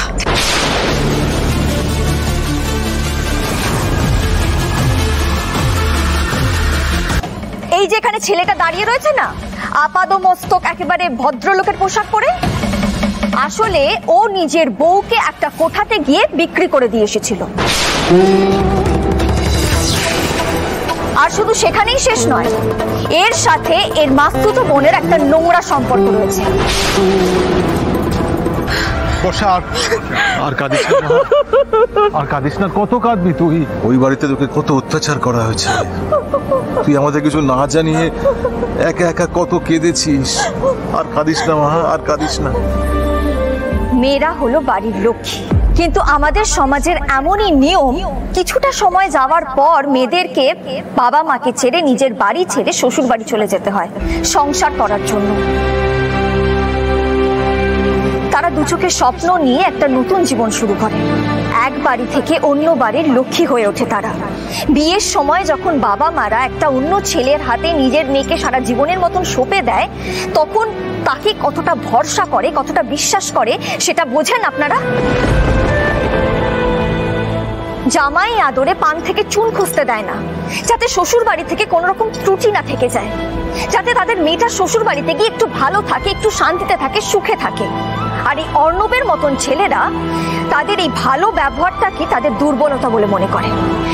তারা এটা বুঝতে পারে না যে তাদের কপালে এত আদর জুটছে শুধুমাত্র সেই মেয়েটার জন্য। জি5 ডাউনলোড করুন আর সব এপিসোড দেখুন একদম ফ্রি। মিস হবে না আপনার পছন্দের টিভি শো। দেখুন জি5 অ্যাপে একদম ফ্রি। কি ভেবেছিলিস তুই সোর্স লাগিয়ে পুলিশকে চাপ দিয়ে কেসটা ধামাচাপা দিয়ে দিবি? আমরা আমাদের বোনকে খুঁজেই পাবো না, আমরা আমাদের বোনকে ফিরিয়ে আনতে পারবো না ভেবেছিলিস? হ্যাঁ, তুই ভেবেছিলিস যে আমরা সবাই ভয়ে চুপ করে থাকবো, খুঁজে পাবো না ওকে কোনোদিনও?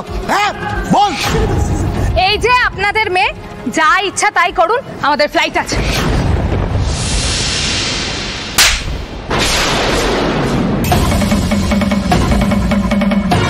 রুচিরি বলল না, কথা বললেই নাটক করলেই একটার পর একটা চর করতে থাকবে কানে। এই সব কিছু নষ্টের গোড়া হচ্ছে তুমি। তোমাদের দুজনের এই নোংরা সম্পর্কের কথা আলোচনা করতে না আমার রুচিতে বাঁধে, শিক্ষাতে বাঁধে। এই সমস্ত কথা না আমি ছেড়েই দিলাম। তুমি তো আফটার একটা মেয়ে সোহিনী, তুমি নিজে একটা মেয়ে হয়ে আরেকটা মেয়ের এত বড় ক্ষতি করতে তোমার এতটুকু বাঁধলো না?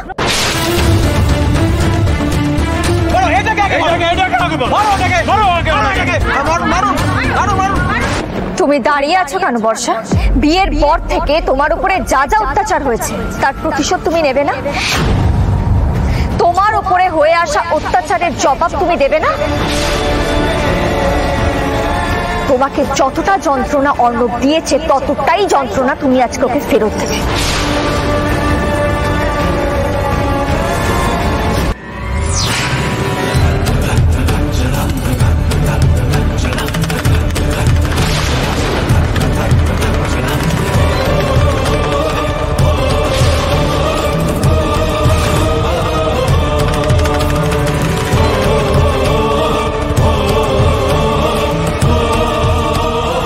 নাও বর্ষা, এবার তোমার পালা। তোমার উপরে হওয়া অত্যাচারের হিসেব এবার তোমাকে নিতে হবে।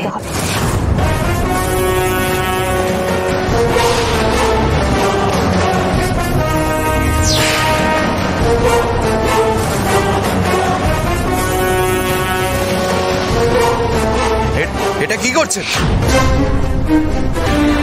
বর্ষা? কি করছো এসব? লাঠিটা রাখো বর্ষা। হ্যাঁ লাঠিটা রাখো। বর্ষা আমার খোকাকে মেরো না বর্ষা, মেরো না বর্ষা। দাঁড়ান, আপনি বলছিলেন না ওদের মধ্যে ঝামেলা ওরা নিজেরা মিটিয়ে নিক? আমি এখন সেই কথাটাই বলেছি। আপনি দয়া করে চুপ করে দাঁড়ান, ওদের ঝামেলা ওরা মিটিয়ে নেবে। মার বর্ষা, নিজের হাতে শাস্তিতে শয়তানটাকে।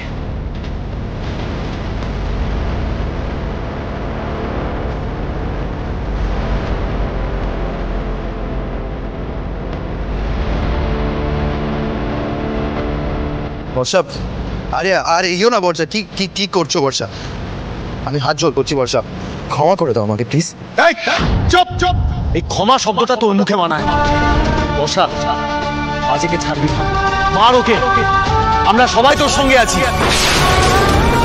বর্ষা মার ওকে।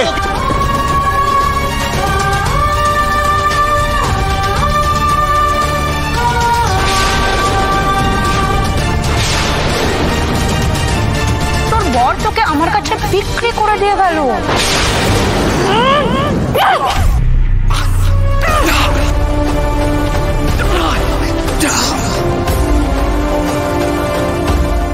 জি5 ডাউনলোড করুন আর সব এপিসোড দেখুন একদম ফ্রি।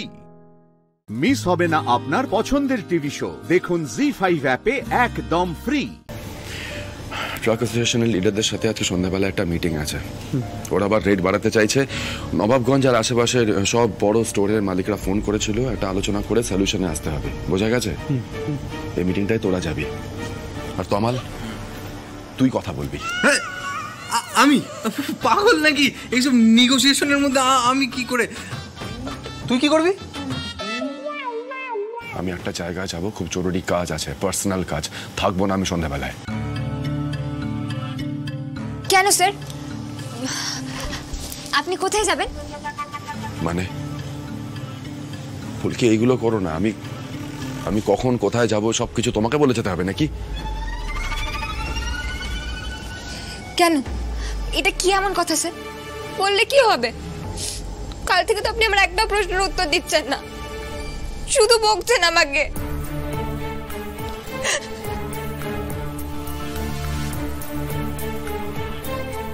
কেঁদো না ফুলকি, কেঁদো না প্লিজ। এখন এসব করো না, আমি এসব নেওয়ার মেন্টাল স্টেটে নেই, প্লিজ বোঝো না।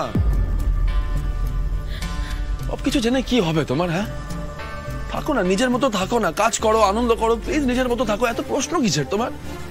তুমি অনেক ভালো কাজ করেছো, আমি জানি, মানি সেটা, কিন্তু বেসিক্যালি তো তুমি ছেলে মানুষ, আমি অনেকটা বড় তোমার থেকে, এটা তো ভুলে গেলে চলবে না ফুলকি।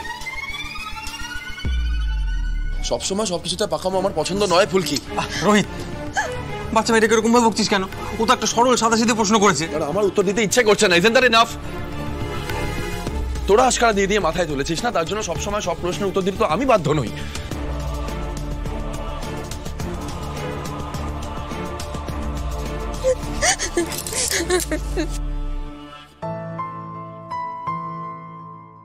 কি করে বলবো ফুলকিকে? সন্ধ্যেবেলায় যে শালিনীকে সামলাতে হবে, ওর কাছে না গেলে ও নিজে ফিরে এসে যে আবার কি কাণ্ড করবে কে জানে, আর পারা যায় না।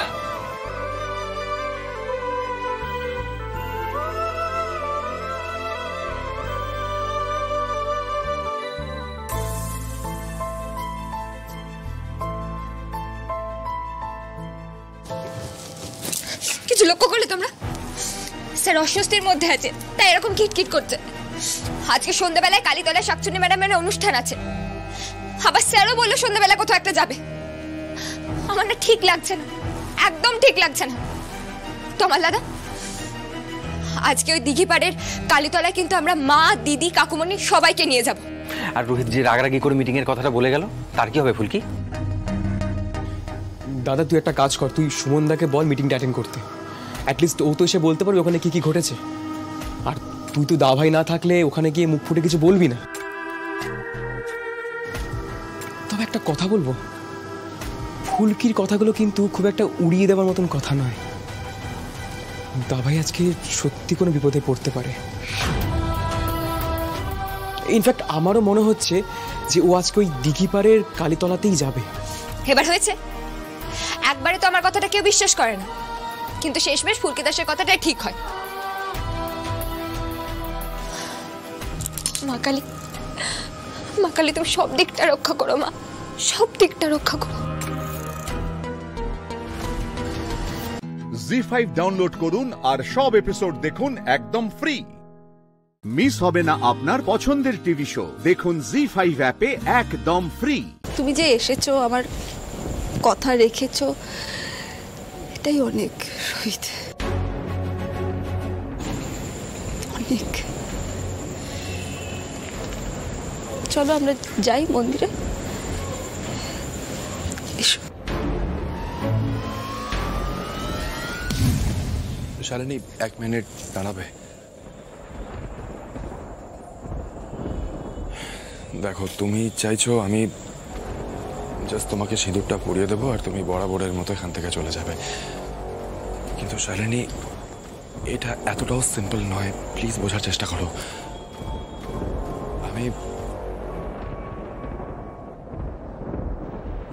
আমি এই কাজটা করতে পারবো না শালিনী। কেন রোহিত? তোমাকে তো এই সম্পর্কটার কোনো দায়িত্ব নিতে হচ্ছে না, কিসের অসুবিধা আমার এই ইচ্ছেটা পূরণ করতে রোহিত? অসুবিধা শালিনী, দিস ইজ রিডিকুলাস। আমি কেন তোমাকে এখন সিঁদুর পরাবো শালিনী, বলো তো? দেখো, তুমি যে আমার সঙ্গে সম্পর্কটা আবার নতুন করে শুরু করার আইডিয়াটা বাদ দিয়েছো, এতে তুমি আমাকে অনেক অনেক কমপ্লিকেশনস থেকে বাঁচিয়েছো Shalini. I know that and I'm grateful to you. আমি তোমার কাছে চিরঋণী থাকবো শালিনী, কিন্তু তুমি সিঁদুর পরাবার যে আবদারটা করছো, এটা আমার পক্ষে রাখা সম্ভব নয় শালিনী। আমার কাছে এগুলো এত ইজি নয়, প্লিজ বোঝো। শালিনী, মা কালীর সামনে সিঁদুর পরানোর মানে কি? এর মানে তো বিয়ে। হ্যাঁ, I'm already married. I'm already married to Phulki.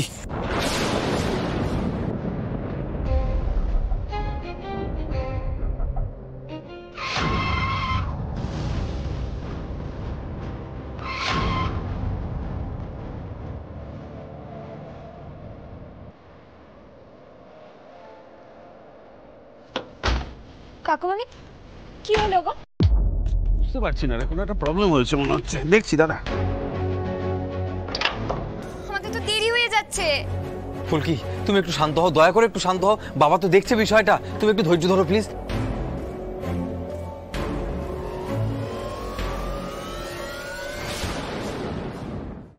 Very honestly ফুলকি ভীষণভাবে ইমোশনালি আমার সঙ্গে জড়িয়েও পড়েছে। সো রাইট নাও আমি রাগ করছো কেন তুমি? আচ্ছা আমি যদি ফুলকির কথা বাদও দিই, আমি যদি শুধু আমাদের কথা বলি, তোমার আর আমার মধ্যে তো বন্ধুত্বের সম্পর্ক জানেনি। আমরা চিরকাল ভালো বন্ধু থাকবো, তাহলে আমি তোমাকে সিঁদুর কেন পড়াবো? দেখো ইন ফিউচার তো তোমার লাইফে অন্য কেউ আসতে পারে, দ্যাটস কোয়াইট নর্মাল। আমি যদি তোমাকে আজকে সিঁদুর পড়াই, তুমি টেকনিক্যালি তখনও আমার স্ত্রী। শালিনী, আমি তোমার ইমোশনটা বুঝতে পারছি, কিন্তু শুধুমাত্র ইমোশনের বশে এরকম একটা কাজ করার ঠিক নয় শালিনী। এটা এথিক্যালি কারোর জন্য ঠিক হবে না। প্লিজ বোঝার চেষ্টা করো। তার মানে রোহিত পালাতে চাইছে। না রোহিত রায় চৌধুরী, পালাতে পারবে না তুমি। জি5 ডাউনলোড করুন আর সব এপিসোড দেখুন একদম ফ্রি। মিস হবে না আপনার পছন্দের টিভি শো। দেখুন জি5 অ্যাপে একদম ফ্রি। খারাপ খারাপ খারাপ খারাপ খারাপ।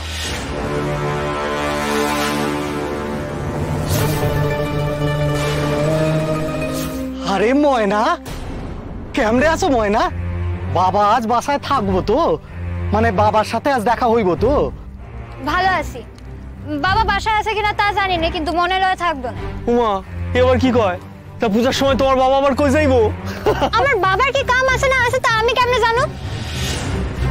হ্যাঁ দিদি, বাউল দাদা দাঁড়াই আছে। আরে এখানে দাঁড়িয়ে দাঁড়িয়ে সময় নষ্ট করতেছিস কেন? এই দেখতে পাচ্ছ না তোমার দিদির লয়গা কথা কইতাছি, কোনো সহবত শেখো নাই? কি হলো দিদি ভাই, কত সময় খাড়ায় থাকুন? আপনি যাওন না বাউল দাদা, আপনি আগে যান। দেখতে পাইতেছেন না ও আমার সাথে কথা কইতাছে? আর কি ব্যাপার, ওরা কি রাস্তা চিনে না নাকি? এতগুলো মাইয়া মানুষ একসাথে যাইতাছে, কিসের এত দুশ্চিন্তা আপনার? হ্যাঁ, নাকি আপনি আপনার সব গোপিনী লগে যাইতে চাইতেছেন? তুমি কি কথা কর রাজারাম? আমি আসতেছি।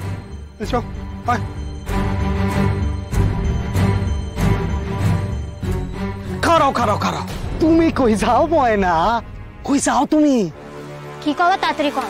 কোনে তো অনেক কথাই আছে, সময় মতো কম। তার আগে একটা কথা কও তো, আজ তোমার বাবা বাসায় থাকবো তো, আজ তোমাদের বাসায় যাব।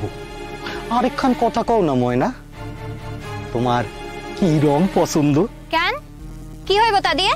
আহা এত প্রশ্ন করো কেন? কও না তোমার কি রং পছন্দ? লাল, সবুজ, হলুদ, বেগুনি নাকি নীল? কেন আমার পছন্দের রং দিয়ে আপনার কি হইব? কেন কব আপনার আমার পছন্দের রং? আপনার আমার পছন্দের রং জানতে হইব না। এই কই যাও ময়না, রাগ করো কেন? কত পূজায় তোমার বাবা কয়খান কাপড় দিছে? আমার বাবা যদি আমার একখানও কাপড় না দেয় তা দিয়ে বা আপনার কি? এ আবার কেমন কথা? আমরা হইলাম তোমাগো আপন আত্মীয় লাখান। পূজায় যদি তোমার বাবা একখান কাপড় দেয়, তাহলে পূজায় 3 দিন কি পরবা? এই রাজারাম আসে কিসের লইকা? আপনি আমার পথ ছাড়েন, আমার বাসায় যেতে দেরি হইতো। এই রাতারামটা সব সময় ময়নারে দেখলে খাড়ায় কথা কয়। এর কুনজর পড়ছে ময়নার উপর। আর ওই যে কীর্তি কেলেঙ্কারি, ওর লোক আবার কথা কইব কেডা? আর ওরে বাধা দেওয়ানেরও কেউ নেই। কাকা বাবুরে না কইতে হইব। কাকা বাবুরে ডরাইবে নাকি? ওরও একান গুন্ডা। এই চুপ চুপ চুপ, শুই না লাগবে তো। শুনুক গা, ওরে আমি ভয় পাই নাকি? এই চুপ, ভয় পাই না কইলে হইব না। ও সব পারে। কোন দিন তুলে একা কোথায় সুরা ফেলে দেবে। মনে আছে ছবিটির কথা? ছবিটিকে তো আর খুঁজাই পাইলাম না আমরা। 2 বছর আগেকার কথা, তখন আমরা বুঝতাম না। আমরা তো এখন বুঝি। আর মা কাকিমারা ফিস ফিস করে কয় ছবিরে ওই তুলে লয়ে গেছিল। মাইয়া মানুষ টই টই করে ঘোরা ভালো দেখায় না, বুঝলে?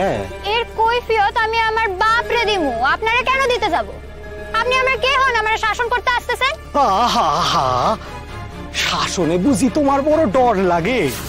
তাহলে কি করুম তোমার লইকা? সোহাগ করুম। হ্যাঁ দিদি চল না। চ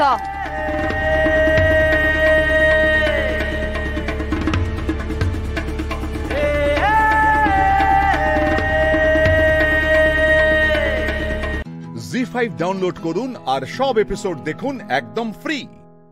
মিস হবে না আপনার পছন্দের টিভি শো, দেখুন জি5 অ্যাপে একদম ফ্রি। এ ভাই ডাক না একবার একটু ডাক না গুঞ্জাকে। দেখ বাড়িতে যারা এসছে আধ ঘন্টা 1 ঘন্টারই তো রাস্তা, একটু আসুক আমাদের সঙ্গে দেখা করে চলে যাক। আলাদা শহর তো নয়, কলকাতাতেই তো। আচ্ছা ঠিক আছে আমি ডাকবো, যদি আসে তো ভালো। ঠিক আছে তোমার দেশে কোনো কন্ট্রোলই নেই হবু এর উপর। স্যাড। আমি কাউকে কন্ট্রোল করতেও চাই না।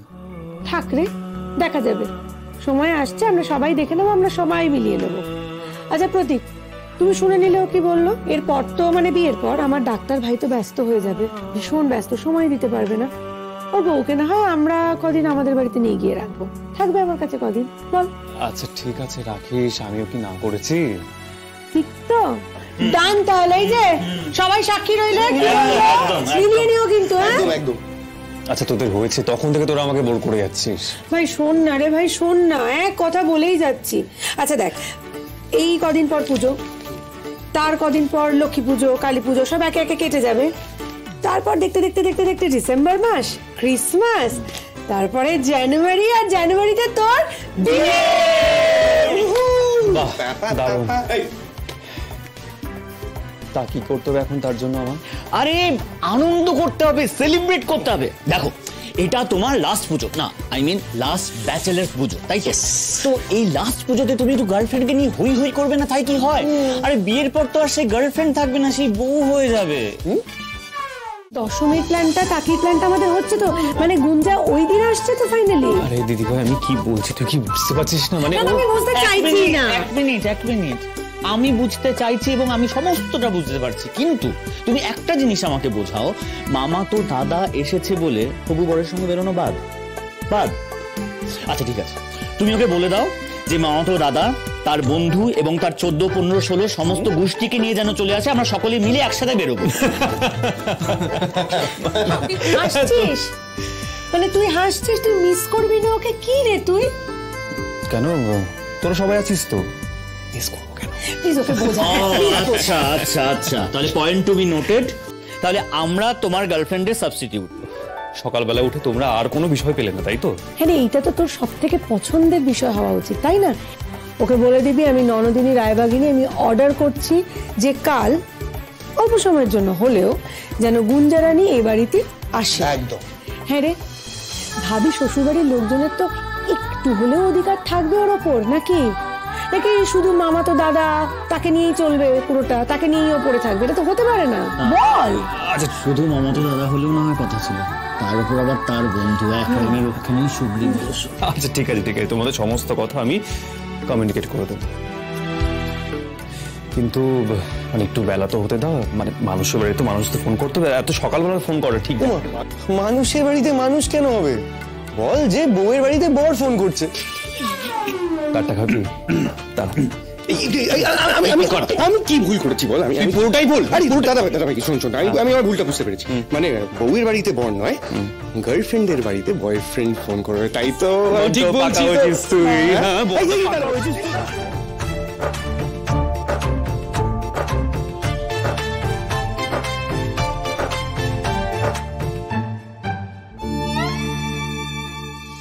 জি5 ডাউনলোড করুন আর সব এপিসোড দেখুন একদম ফ্রি। মিস হবে না আপনার পছন্দের টিভি শো, দেখুন জি5 অ্যাপে একদম ফ্রি। আপনি যেহেতু বললেন মেয়ের মা, তা ছেলের মার কাছে কি একটু ঝালটা কমিয়ে রাখতে হয়? আমাদের দুজনের সম্পর্ক খুব ভালো, মিষ্টি, ঝাল মিষ্টি সব। তাই বলে এরকম মানে ঝগড়া কিছু হয় না কোনোদিন হয় না। তোমাদের বেয়ানের সম্পর্ক কত বছর? বেয়ানের সম্পর্ক 18 বছর। 18 বছর। ছেলে আর বৌমার বিয়ে হয়েছে 15 বছর, তার আগে 3 বছর। আমরা বিয়ের আগে কিন্তু পুরী ঘুরে এসেছি। বিয়ের আগেই আমাদের বন্ধুত্ব হয়ে গেছে। বেয়ানের সম্পর্ক সাবালক হয়ে গেছে। হ্যাঁ সাবালক হয়ে গেছে, একদম। তাহলে কি রাঁধছো তোমরা? টক ঝাল ট্যাংরা। বাবা, আরে ব্যাপারটাই অন্যরকম। সম্পর্কের মতোই রান্নাটাও টক ঝাল ট্যাংরা। এই ডিশটাই কেন বাঁচলেন? প্রথম কথা, ছোট ছোট ট্যাংরা মাছের টক ঝালটা খেতে ভালোই লাগে, আর এটা তোমার গরমের তো সবচেয়ে মানে খুবই ভালো লাগে। এটা হচ্ছে আগেকার দিনে মায়েদের মানে হারিয়ে যাওয়া রান্নার মধ্যে একটা পড়ে। ওয়ান্ডারফুল, টেস্ট তো করবোই, তবে তার আগে জেনে নি একটু এদিকে জেনে নি তোমরা কি রান্না করবে। ঝাল মিষ্টি পার্শে। এই ডিশটা কেন সিলেক্ট করলে? এখন এই গরমের সময় না একটু যদি পার্শের এরকম করে একটু ঝাল একটু মিষ্টি মিষ্টি খেতেও ভালো লাগে। এই দুই জুটির কিন্তু ঝালটা কমে। এই যে ম্যারিনেশনটা হয়ে গেল এটার জন্য, ঠিক আছে?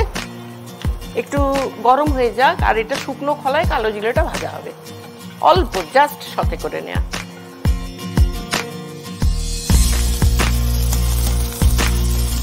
এইবারে ঝাল অ্যাড হচ্ছে। আচ্ছা জবা কাকিমা, হ্যাঁ বলো। আপনাদের এই 18 বছরের যে সম্পর্ক, সেই সম্পর্কটা তো এখন বুঝতে পারছি একটা দারুণ বন্ডিং তৈরি হয়ে গেছে। একদম একদম। শুরুতে কিরকম ছিল এই এই বন্ধনটা? এবার ওর ছেলে আমাদের বাড়ি আসতো, আড্ডা মারা হতো, আমরা সবাই একসঙ্গে। আবার ওদের বাড়ি যেত আমার মেয়ে, আড্ডা মারা হতো। এবার বিয়ের আগে থেকেই আর কি দুজনে কলেজ স্টুডেন্টস। আগে বন্ধুত্ব, তারপরে ভালোবাসা, তারপরে বিয়ে। তারপরে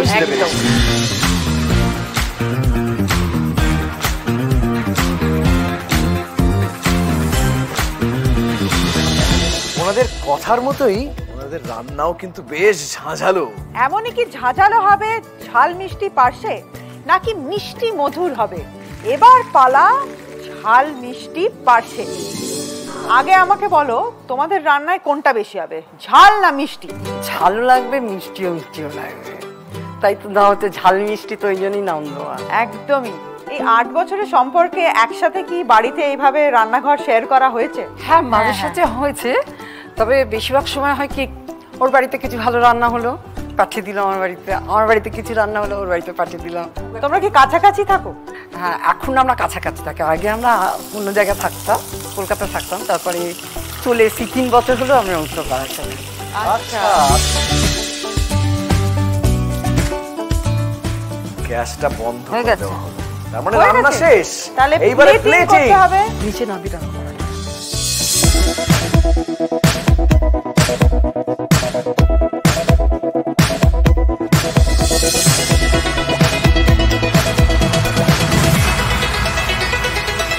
টক ঝাল ট্যাংরা আমার হাতে, আর ঝাল মিষ্টি পার্শে আমার হাতে। দুটো রান্নাতেই আছে ঝাঁঝ, কিন্তু কোন রান্নার ঝাঁঝটা মন কাড়বে জাজেসদের সেটাই দেখে নেব। জি5 ডাউনলোড করুন আর সব এপিসোড দেখুন একদম ফ্রি। মিস হবে না আপনার পছন্দের টিভি শো, দেখুন জি5 অ্যাপে একদম ফ্রি। তুই যদি পা না রাখিস তাহলে আমিও পা সরিয়ে নেব, জীবনটাই দিয়ে দেব।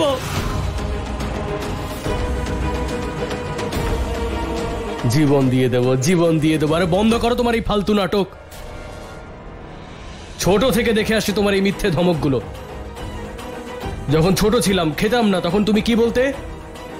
আমি চলে যাব বলে কোনো কোনায় গিয়ে লুকিয়ে পড়তে। পাগলের মতো গোটা বাড়িতে খুঁজে বেড়াতাম। তখন বাড়ির লোকেরা বলতো, বাবা খেয়ে নাও, তোমার মা ঠিক ফিরে আসবে। এক নিঃশ্বাসে পুরো খাবারটা খেয়ে ফেলতাম। তখন ছোট ছিলাম মা, এখন বড় হয়ে গেছি। তুই তো বড় হয়ে গেছিস, কিন্তু আমার ভালোবাসা এখনো তো সেখানেই আছে। আর শোন, আজ আমি কিন্তু মিথ্যে বলছি না, আজ আমি একদম সত্যি কথা বলছি। গ্রামের ওই মন্দিরে গিয়ে তোর জন্য আঁচল পেতে ভিক্ষে চেয়েছিলাম না আমি, সেই মন্দিরের পুকুরেই আমি ডুবে মরবো। তখন ভগবান বিচার করবে মা ঠিক না ছেলে ঠিক। তখন তো বাড়ি আসবি না নিজের মায়ের মুখে আগুন দিতে। ইন্দ্র, কি করছো? মাকে আটকাও। আরে সাথী, তুমি চিন্তা করো না, আমার মা মুখেই বড় বড় কথা বলে, আদপে ভীতু, কিচ্ছু করবে না। এ নাও, তুমি ধরো, দুধ এনেছি, ভালো করে একটু চা বানাও তো। অদ্ভুত তো তুমি, মা ঝাঁপ দেবে বলে গেল আর তুমি চা নিয়ে পড়ে আছো। আরে শাশুড়ি বউয়ের সিরিয়ালের থেকে বেশি ড্রামা আছে ওনার মধ্যে। বেকার এইসব চিন্তা করো না। এক কাজ করো, তুমি বসো, আমি চা বানিয়ে আনছি। তোমায় কিচ্ছু করতে হবে না, আমি গিয়ে দেখে আসছি। সতী শোনো,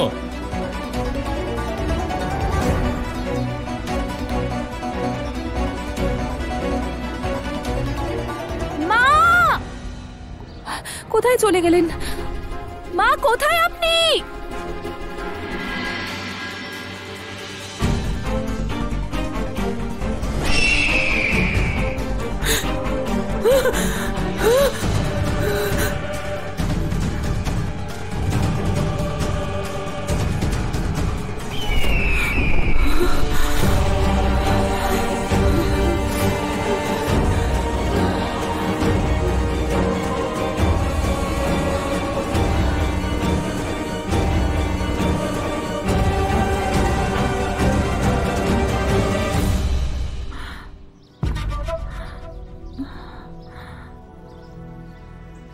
এখনো তো কেউ এলো না এখানে।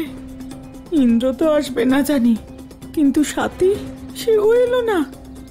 বাবা মা এইটুকু শিক্ষা দেয়নি যে মরতে যাওয়া শাশুড়িকে বাঁচাক? হে ভগবান, আমার এই সব কিছু ব্যর্থ না হয়ে যায়।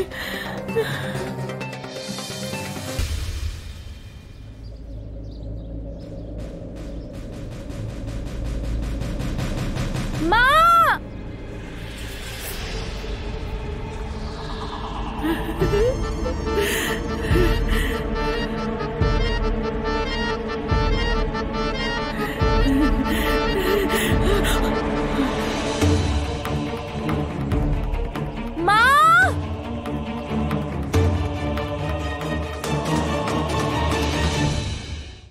জি5 ডাউনলোড করুন আর সব এপিসোড দেখুন একদম ফ্রি। মিস হবে না আপনার পছন্দের টিভি শো। দেখুন জি5 অ্যাপে একদম ফ্রি।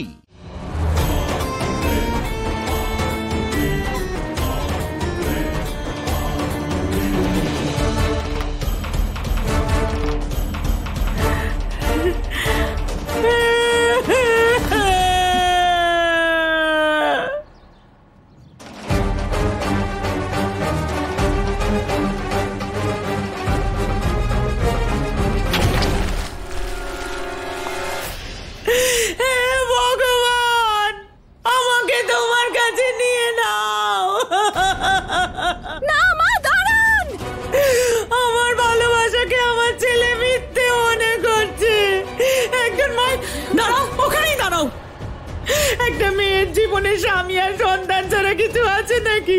যখন দুজনেই ছেড়ে চলে যাচ্ছে, তাহলে আমি আর বেঁচে কি করব? না, আত্মহত্যা করলে পাপ হয় মা। এই এই একদম ধরবে না আমাকে, গায়ে হাত দেবে না, আমি মরবো। আমি আপনাকে এরকম করতে দেব না। আমি তো আমার জীবনের কষ্ট শেষ করতে যাচ্ছি, কারণ আমার ভালোবাসাতে এত শক্তি নেই যে আমি আমার ছেলেকে বাড়ি ফিরিয়ে আনতে পারবো। আমার সম্পর্ক এতটাই দুর্বল হয়ে গেছে যে আমার ছেলে আমার চোখের জলকে শুধুমাত্র নাটক মনে করছে। আর তার উপর তোমার মতো বৌমা সোনায় সোহাগা। এখন আমি কি করব? আর এইভাবে বেঁচে থাকার থেকে মরে যাওয়াই ভালো। আমি মরতে চাই।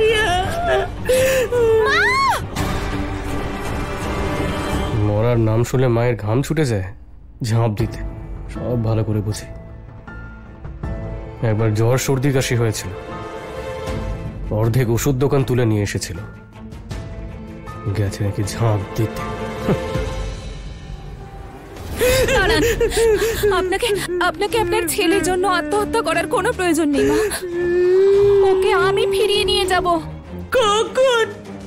যখন আমরা বুড়ো বুড়ি হয়ে যাব,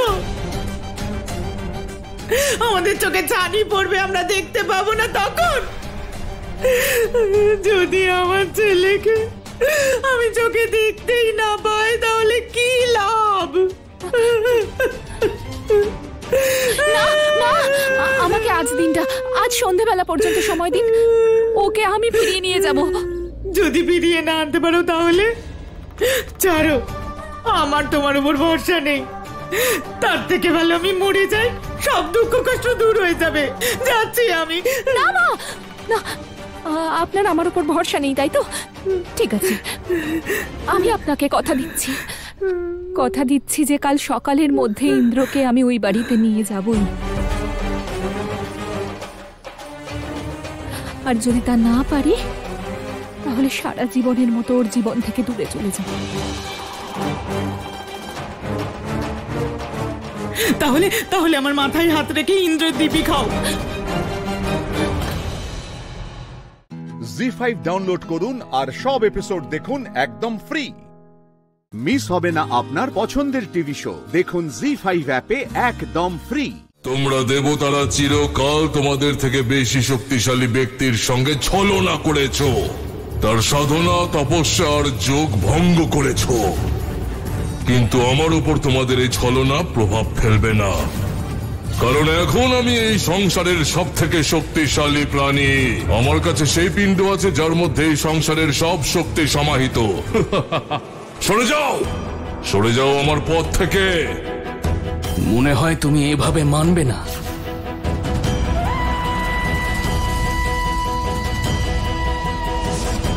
আমাকে মারা অত সহজ নয় ইন্দ্র।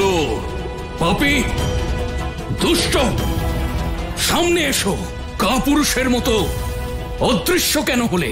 সামনে এসো, এসে আমাদের সঙ্গে যুদ্ধ করো।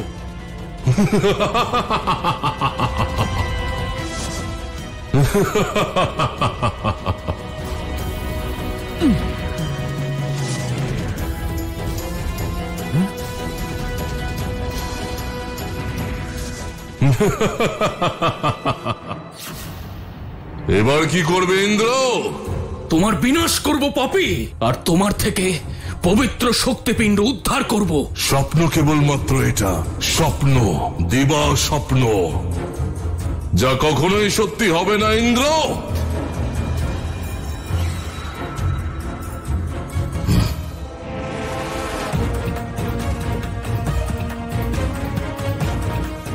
সাবধান দেবরাজ ইন্দ্র, আপনি বজ্রত নিক্ষেপ করছেন, কিন্তু তাতে শক্তিপিণ্ড খণ্ডিত হতে পারে।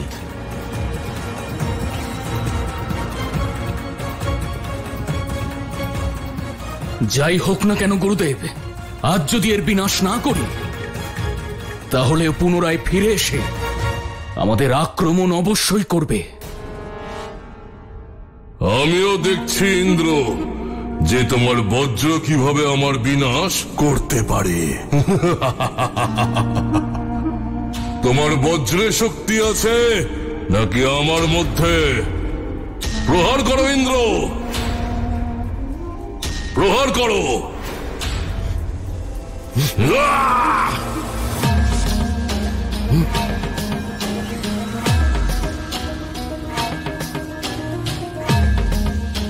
এ কি গুরুদেব? ওর নিজের লোকে চলে গেছে, পাতাল লোকে।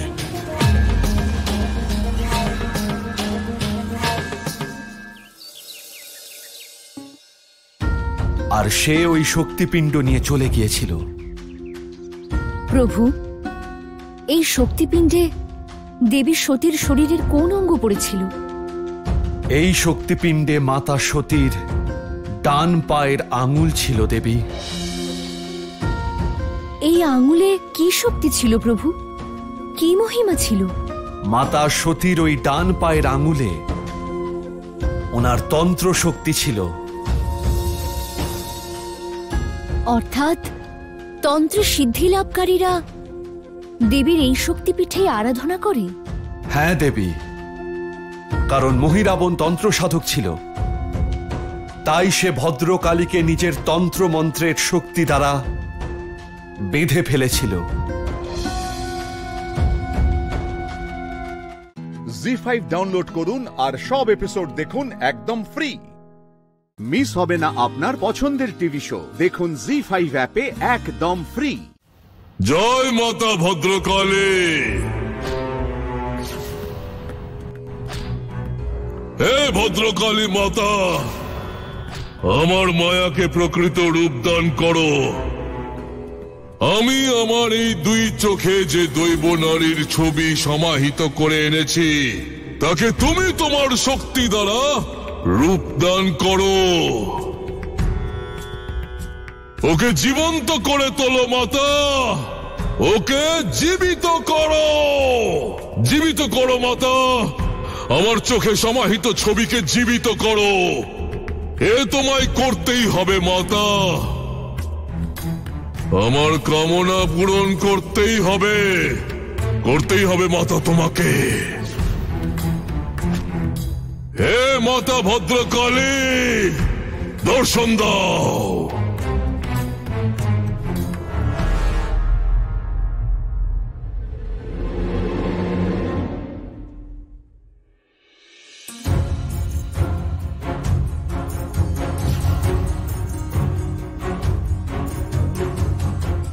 এ কাজ করো না মহিরাবণ, এ অনুচিত, এ অধর্ম।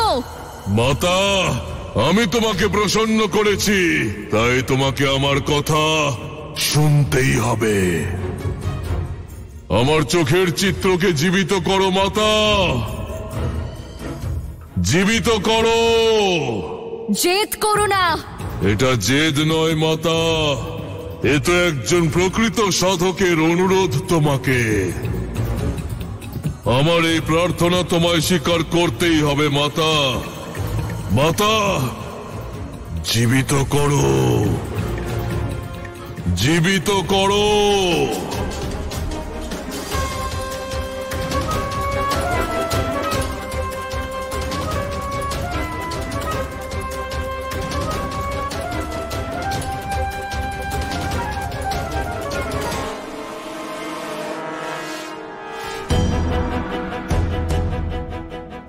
জয় হোক মাতা ভদ্রকালী তোমার।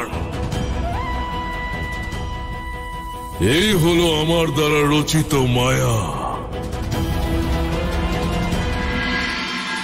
এ কেমন মায়া প্রভু? আমারই শক্তিকে আমার বিরুদ্ধে ব্যবহার করা হচ্ছে, আর আমি তার বিরোধিতা করলাম না। এত নিরুপায়, এত অসহায়। তা নয় দেবী, রাত্রির অন্ধকার কেটে গেলে দিনের আলো ফুটে ওঠে। আমি বুঝলাম না আপনার কথা। দেবী, দেবতারাও সৃষ্টির নিয়মের বন্ধনে আবদ্ধ, এটা তো আপনি অস্বীকার করতে পারেন না। কখনোই নয় প্রভু, কিন্তু আমার চিন্তার সঙ্গে কি সম্পর্ক? খুবই গভীর সম্পর্ক দেবী। যখন কোনো ভক্ত তার ঈশ্বরের আরাধনা করে, তখন ঈশ্বরকে নিজের ভক্তের ভক্তির ফল প্রদান করতে হয়। জি5 ডাউনলোড করুন আর সব এপিসোড দেখুন একদম ফ্রি।